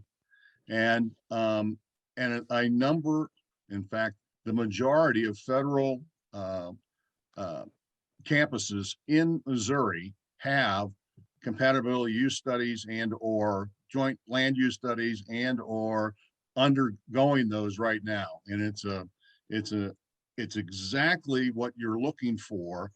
And as a study, it's not as stringent as an SUD, but the study brings about a community involvement, gives can produce a forum for communications and continued communications. I was part of one over at Scott Air Force Base, who happened to be the sponsors for NGA. And it was a 4-county, 4-city federal government discussion about what was good for the mission at Scott Air Force Base, which are a multitude, it's not just flying, and what was good for controlled development. Now, it would solve the issues that NGA would have, and it would solve issues that the city would have in their own authority, and bring up office communications instead of having serial transmission from one office to the next office to NGA and then back. It would give you a mechanism to even consider what's not considered in the SUD. What's not considered in the SUD are any mitigation procedures that are inside all of those federal regulations that you've included in Section 3, because to get those mitigations agreed upon, it has to go to some forum inside of the federal fence that really isn't concerned with what the local community, and it's not that they're not concerned, they're not educated, or it's not their mission to go do building codes.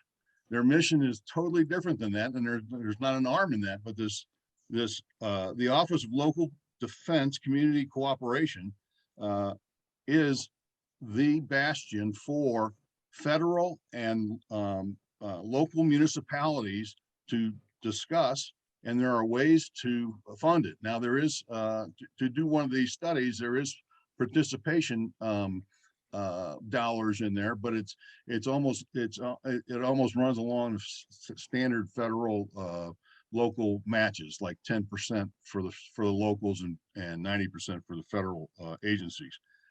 They are aware.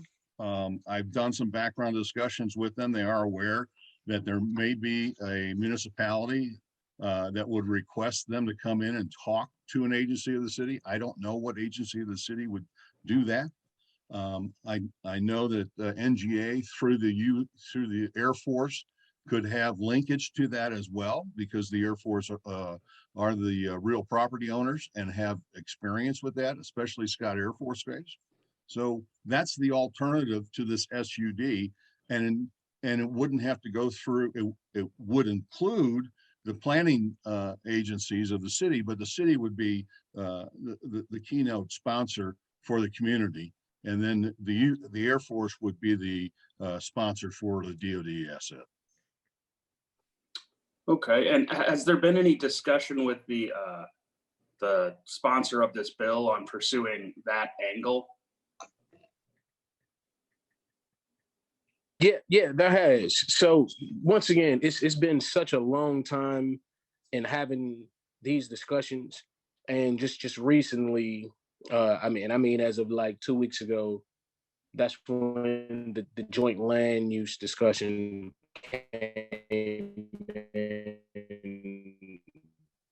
into effect to go through.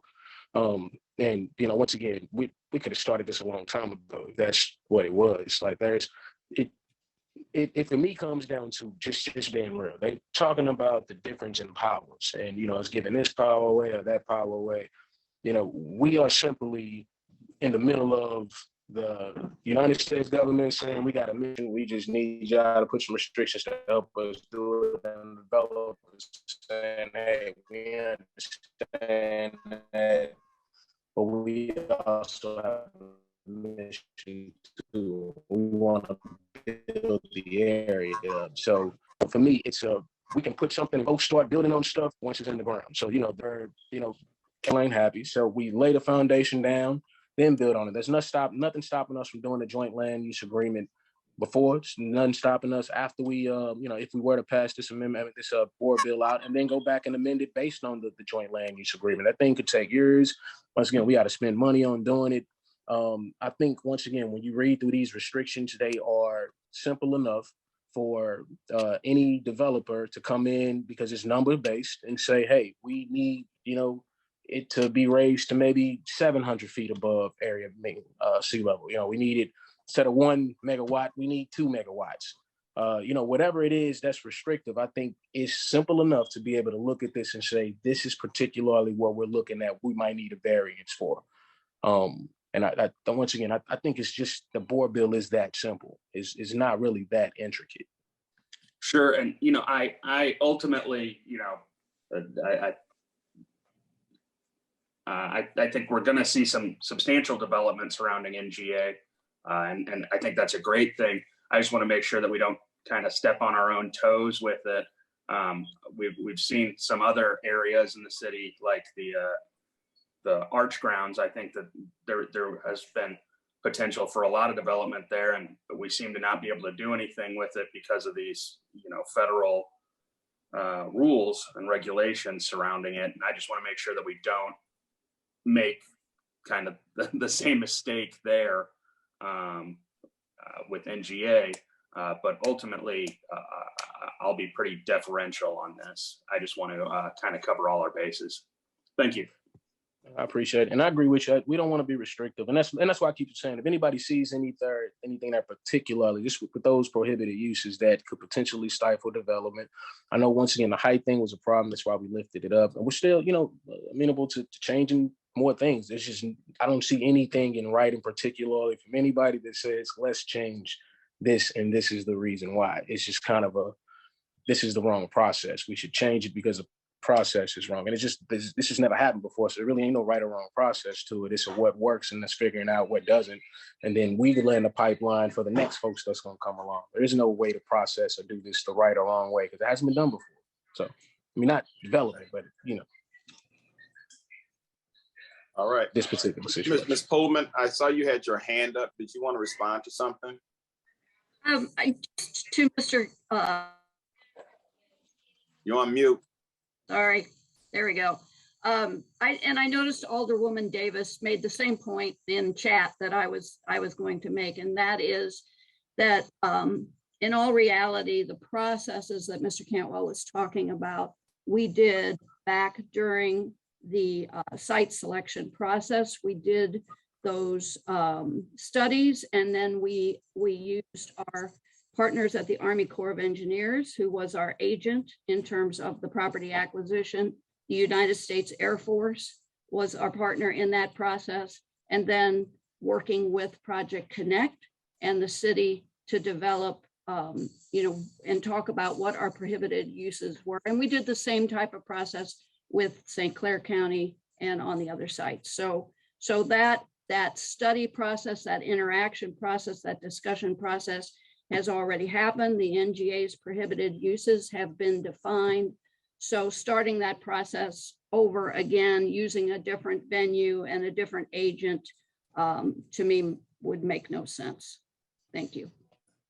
Ms. Plum, I have a quick question for you. I normally reserve myself for last, but since this came at the capability use study, is that a document after all the processes have gone through? Do you have a document that everybody kind of agreed to per se?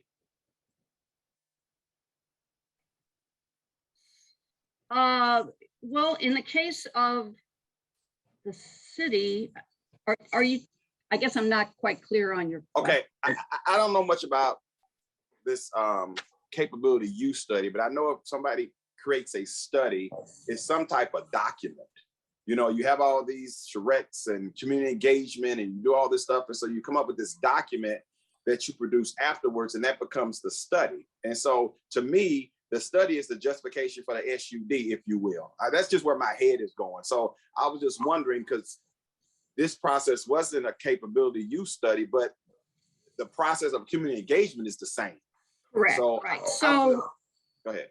Right, I would, and there may have been other documents, but I would say the land development remediation and transfer agreement was the culmination of discussions with the city, again, with Project Connect, Air Force, Army Corps of Engineers, us all involved, covered a variety of things, not just these prohibited uses that are a part of the SUD, but also things like the remediation requirements that we had to place on the city, how the city was going to zone our property, historic preservation requirements. There were a whole series of things that were all covered ultimately in that LDRTA document. And so with that, I hate to put Neil on, so I know who to ask. Rob Orr. So when y'all did this land, I get this land use agreement thing, was there community engagement with that, or was this something that SLDC just pretty much put together? I want to be clear. So, that was before I was actively engaged in the NGA development project. I would say that was a legal document between the city and the NGA to sell the property to the NGA with the condition that the city work to help provide a protection zone around the perimeter of the NGA based on their evaluation of those security threat risks. So I think that it was mostly a land sale document that had all those provisions in there that reflected the NGA's interest in providing or protecting the risks of any of these issues that Alderman Bosley pointed out are prohibited uses. And that really was, what the Project Connect initiative was all about, was to have that engagement with the neighborhood and to make sure that this federal institution that was being located on a site that Don mentioned had been identified as a major development site, that we worked together and we had the public meetings to explain what it meant and to make sure that we were cognizant of the neighborhood's concern, things like increased traffic, those kinds of issues. So the actual land purchase and sale agreement is what I call it, but that's not the term for it. But that, I don't believe that was a publicly engaged document. nor would most land sale documents be publicly involve a public engagement. Got it, which sounds like maybe this method was a little bit different from what Mr. What's his name, Cantwell was talking about, the compatibility use study. I'm just used to that buzzword from the military study, and then of course being in government, period, study means a living document. I think maybe some confusion came in with the land use agreement. Certainly what sounds like the city did is said this is what we'll offer you, and then we'll go to the community and sell it to them, kind of, sort of, which we sometimes do things backwards. But I just want to be clear on processes, because process is everything. And I'm going to shut up because I have some questions coming around. I want to give all my committee members a chance to really ask questions. Alderwoman Evans.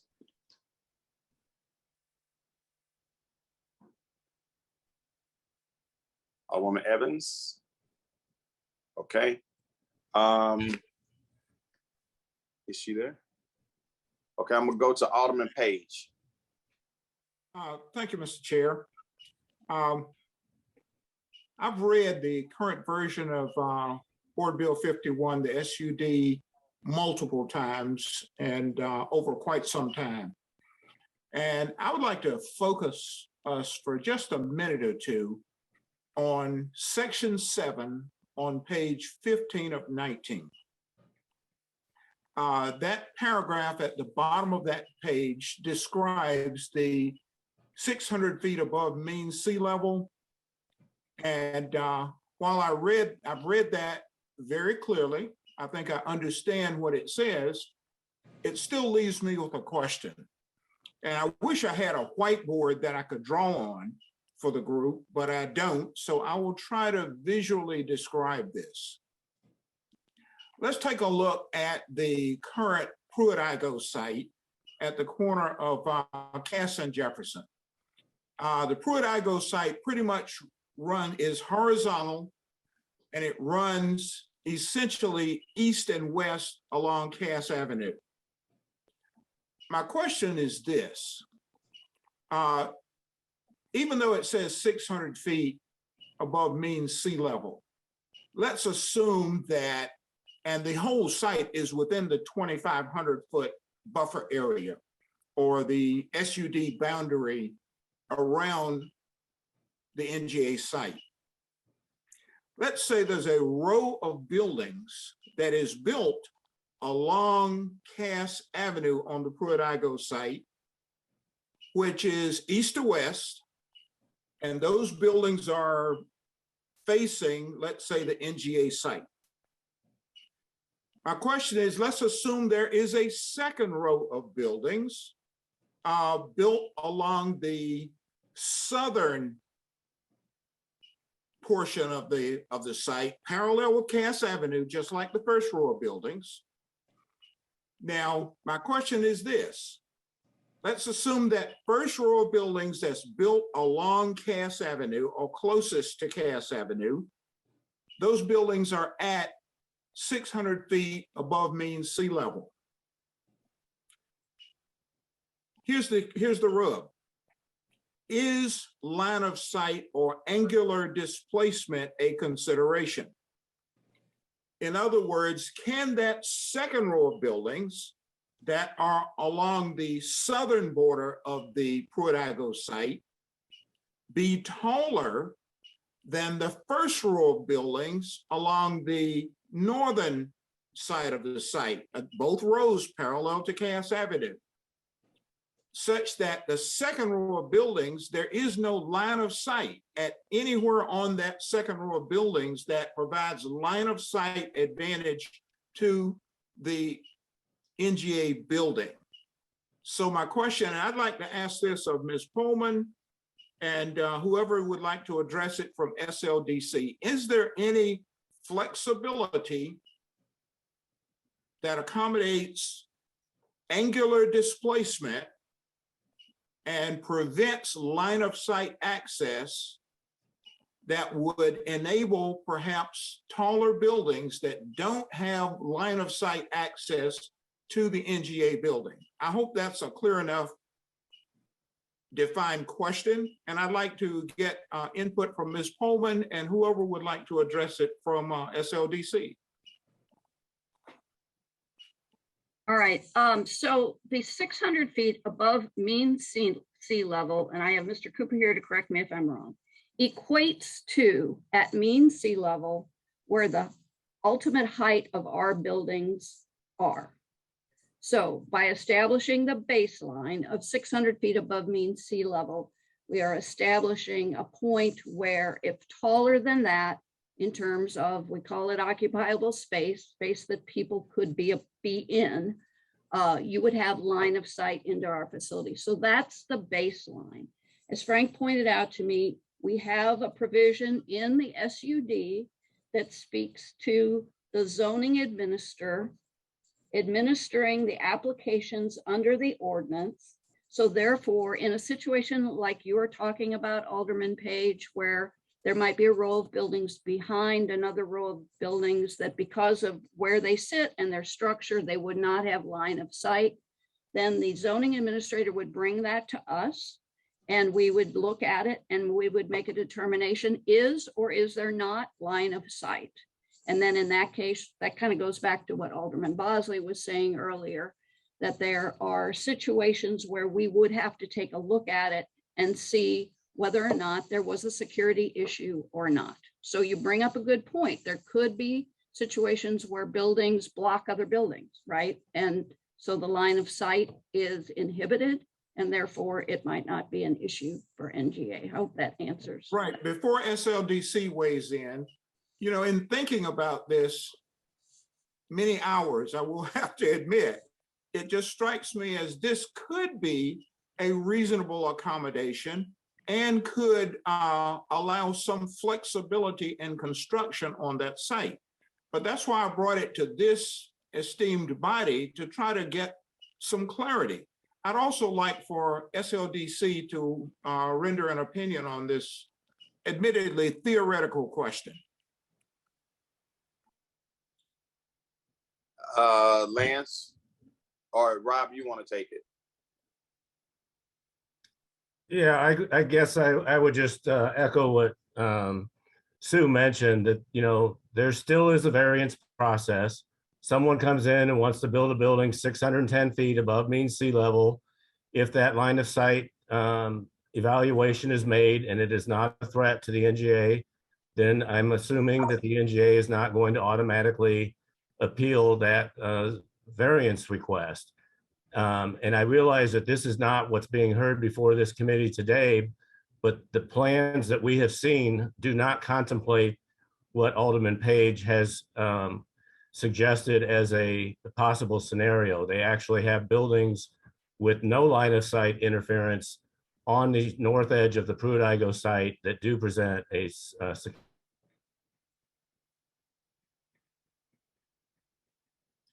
Did that answer for you, Alderman Page? You're on mute, Alderman Page. pretty interest threat to the NGA. Froze on the last maybe sentence he was making, so I did not hear it. Rob, the last thing you said? Yeah, what I'm suggesting is that the site plan that we've seen so far for the development south of the NGA does not have that situation that you theoretically posed, which is a good scenario. They can go through the Board of Variance, but the site plan that we've seen shows buildings that are in excess of 600 mean sea level, and there is no line of sight building in between what's being proposed and the NGA building itself.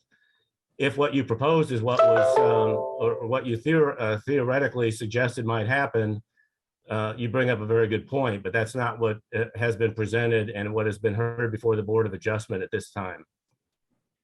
Okay, well, thank you both, Rob and Ms. Paulman. I just wanted to get that theoretical example out into the universe, and I couldn't find it properly described in the current version of the SUD. That's why I brought it to this. I brought it to this hearing. With that, Mr. Chair, I'm going to yield back for the moment. Okay, thank you. I'm going to recognize Mr. Piggy. He wanted to comment on something, on a question.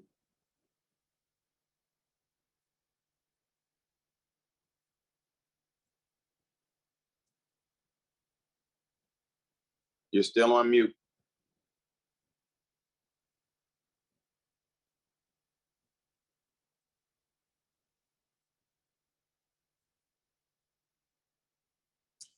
Okay, we're gonna come back to you, Mr. Piggy, when you can unmute yourself. I'm gonna move on to Mr. Leskowski. You're on mute, sir. Mr. Okay, there we go. I'm there now, Alderman. I'm sorry, Okay. I hit the wrong button. I wanted to pose a question as a follow-up to Alderman Page. If a building theoretically was over the 600 feet mean sea level, but if there was no roof access, if the building was totally bricked off or blocked off on the side that faced the NGA, would that still interfere with NGA's mission? And that just goes to one thing that that I raised earlier, and it's not theoretical. This is a problem that we're already having. In SLDC agreed that if you blocked off access above the prescribed height, and you made sure that NGA was totally safe because that building was blocked off and there was no open windows, there are no open sides. My question is, would that be acceptable for NGA to be able to complete its mission? Because it seems like they'd be under no threat in that scenario. Ms. Pulliam, would you be able to answer that, please? Pullman. So any of these types of variances that are being brought up, we would bring our security team in to take a look and see if there was an issue or not. Just to be clear, though, it's not just about site, not just about someone shooting into our facilities, although that's certainly a concern. We also have to pay attention to things like the proximity and listening devices and those types of things that could be used too. So, but in that kind of situation, I think it goes back to this variance process, which is called for in the bill. And Alderwoman Davis pointed it out too again in her chat. It's right there in the bill that NGA would consider any of those things, but we would need our security folks to take a look at it. Over. If I might follow up, Alderman, just the point that from the when development comes, people are looking for surety. They don't really want to reduce the number of questions they have to answer, because answering questions and procedures, they come with costs. And the idea of putting another layer of approvals can be prohibitive. I also want to say that I'm not sure when we talk about zoning and we talk about the fact that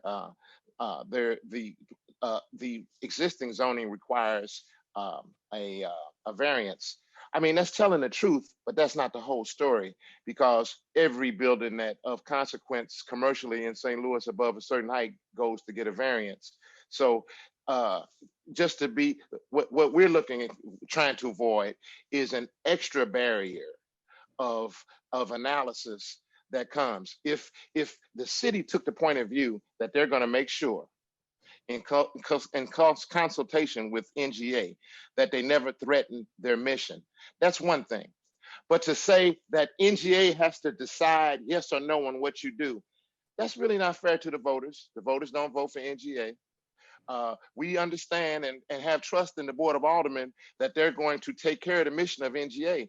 But government is kind of complicated, and sometimes you can't sit on the front side and prescribe everything's going to happen. You have to make sure that you have openings to deal with things that are unplanned.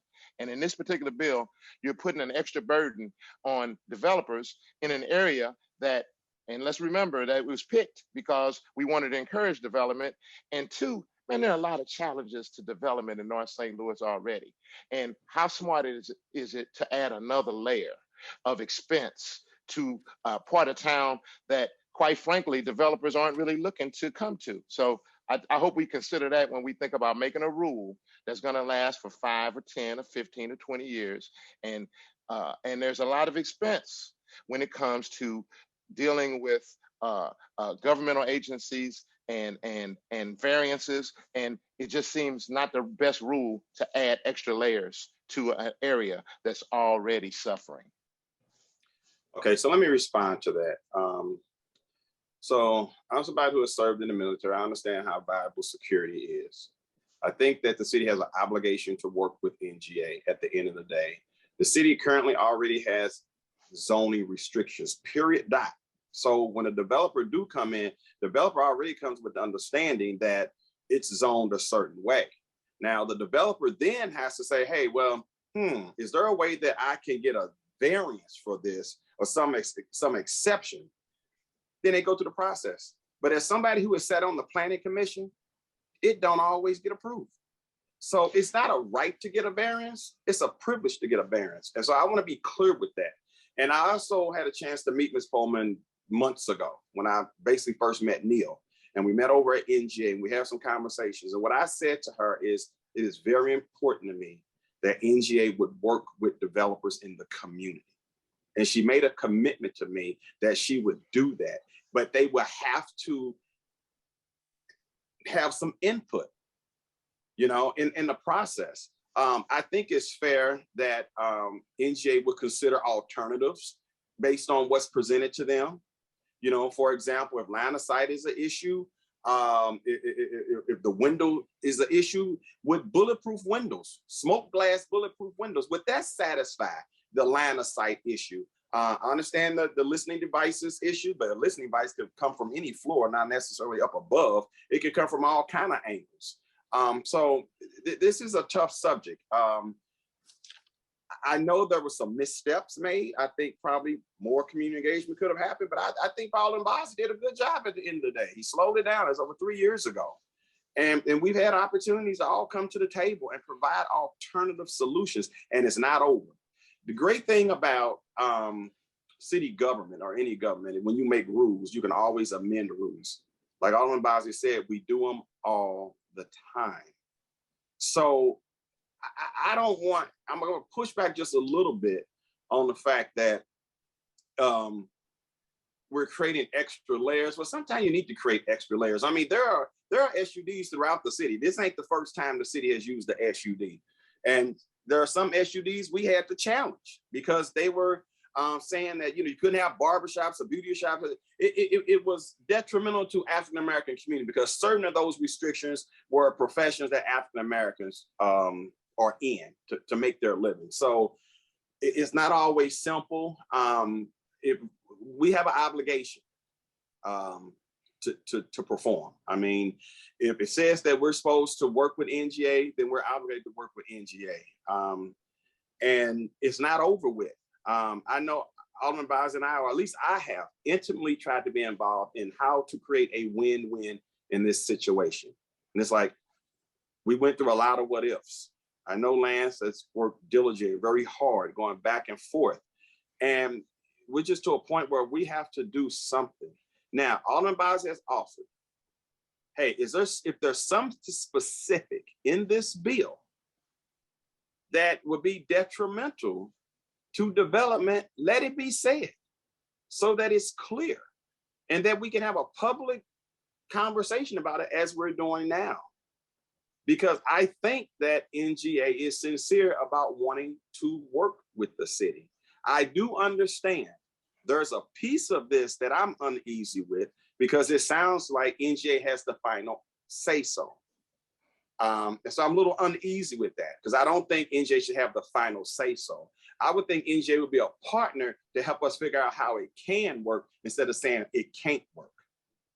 I hope I'm being fair, Ms. Pullum, by what I'm saying. And I hope that is where you guys are. You know, I know that is where Neil and his people are, is to try to work this out. There's many ways to do development. You know, I know Don Rowe, very professional. He offers solutions for things that people don't think about because he's been doing it for 100 years.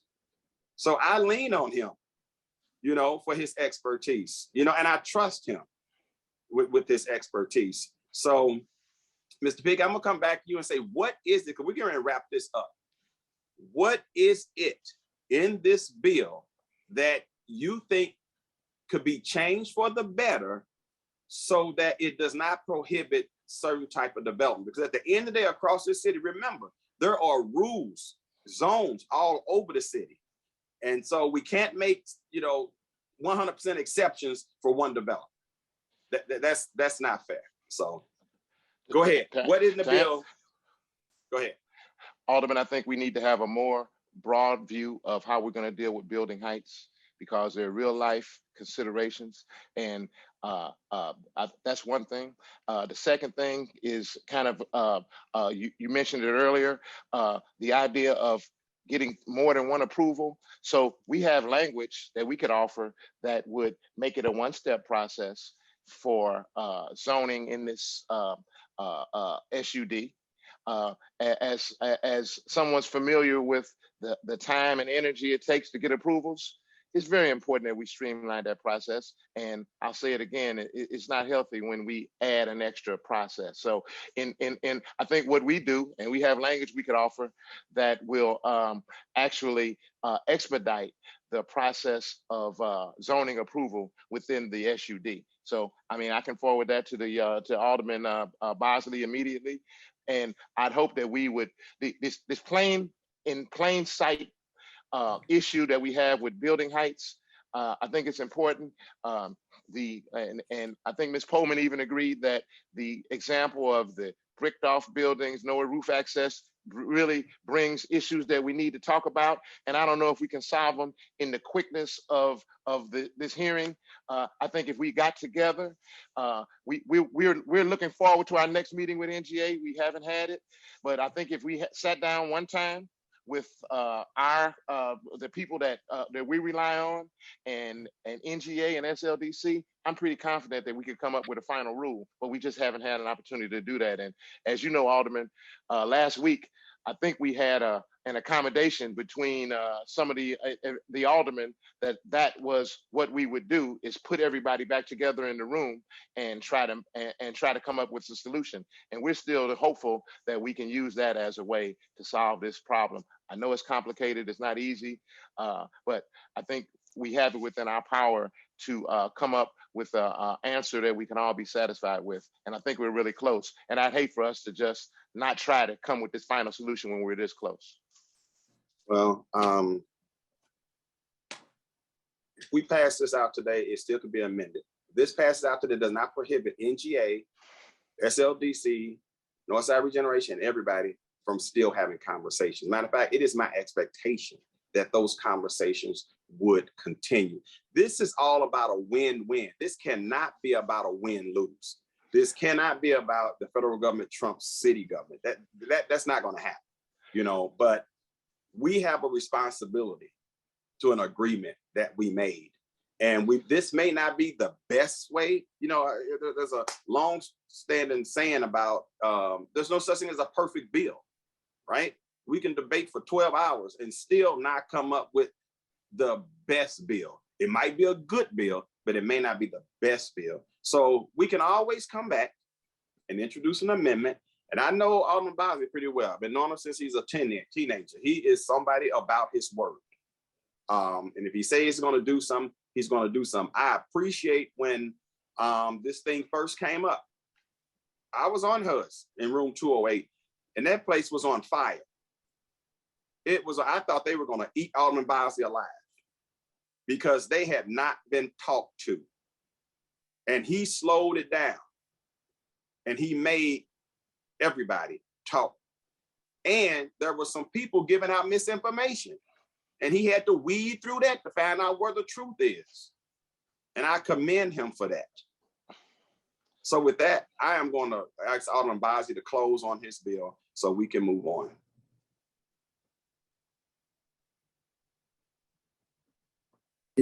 Thank you, sir. I appreciate it. I'm sorry. I'm closing public comment.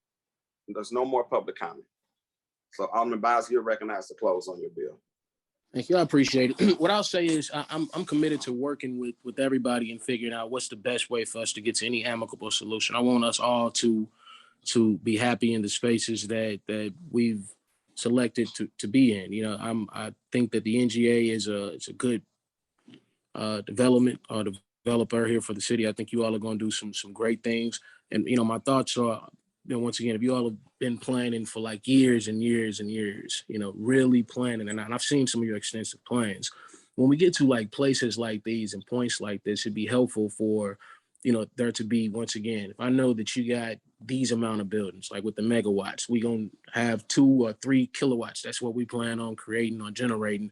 We can make specific variances in those documents to curtail it to where it is that you'll have your business and ensure that whatever it is that the NGA feels like it could potentially be hazardous for their mission, we can figure out how to navigate that and make that something to where there's a win-win there. But if there are no particular numbers that we come to the table with, and it's just saying, hey, I got an issue with this because it's another restriction, it doesn't help create that amicable place in the middle for us, because I can't go back to the NGA and just say, hey, we can't put that on there, period, because that question will be why. For me, my job is to look in both ends and say, all right, the NGA is asking for 1 kilowatt. You said you need 2. We're going for 1.5, and we'll figure out how to argue that out, how to make it safe for everybody. So, those are my thoughts in trying to figure out how to, once again, get this to a place where we can have more concrete conversations.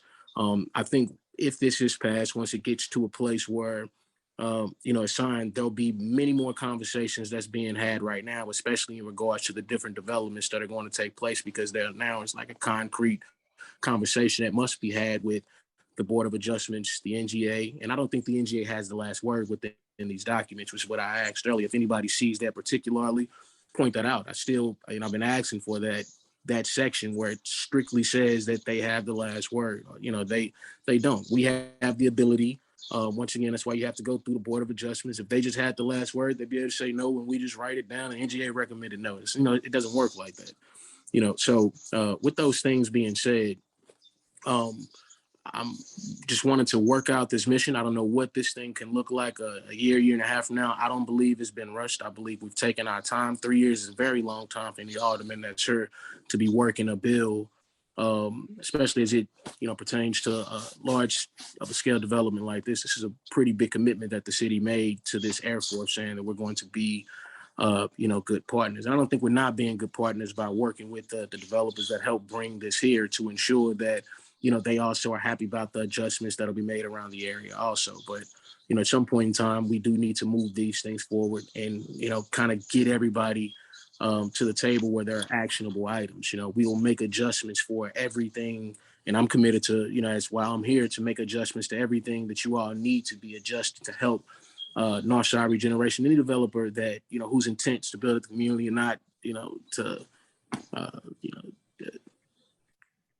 be there to impede development or impede the mission of the NGA or anything like that. Of course, I'm not a spy or nothing like that. I wouldn't know. But, you all have been here. And, we appreciate you all being here. Once again, my intent is not to shove anything down anybody's throat or to stop anybody's development from happening. But I have a job to do for my residents, have a job to do for, the people that I represent. And I believe that if I'm not here to do it, I don't know what will happen.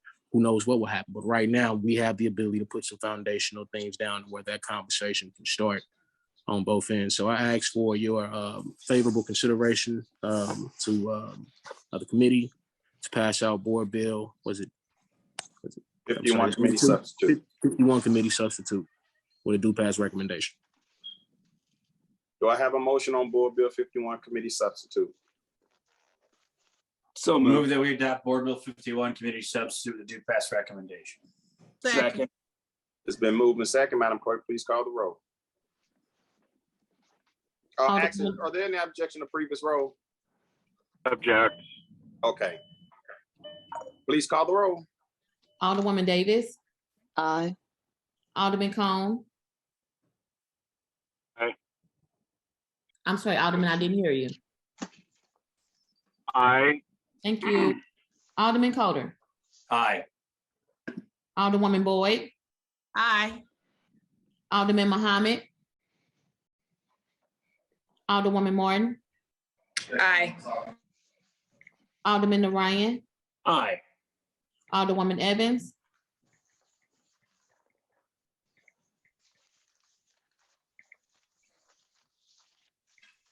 Chairman Boyd. Aye. Alderman Muhammad. Alderwoman Evans. 7 aye votes. By your vote, you have passed board bill 51 committee substitute out of committee with a due pass recommendation. Thank you. Okay, let's dispense with item number 5. Any committee discussions? Raise your hand if you have anything that's on your mind or an announcement. Okay, seeing none. Let's see here. We had everybody. Madam Clerk, wasn't Alderwoman Evans on the original roll? Yes. Want to make sure I cover the excused Alderman. So everybody was present, is that correct? Yes, she was. Okay, thank you. With that being said, the Housing, Urban Development and Zoning Committee meeting for March 10th, 2022 is adjourned. Thank you, everybody.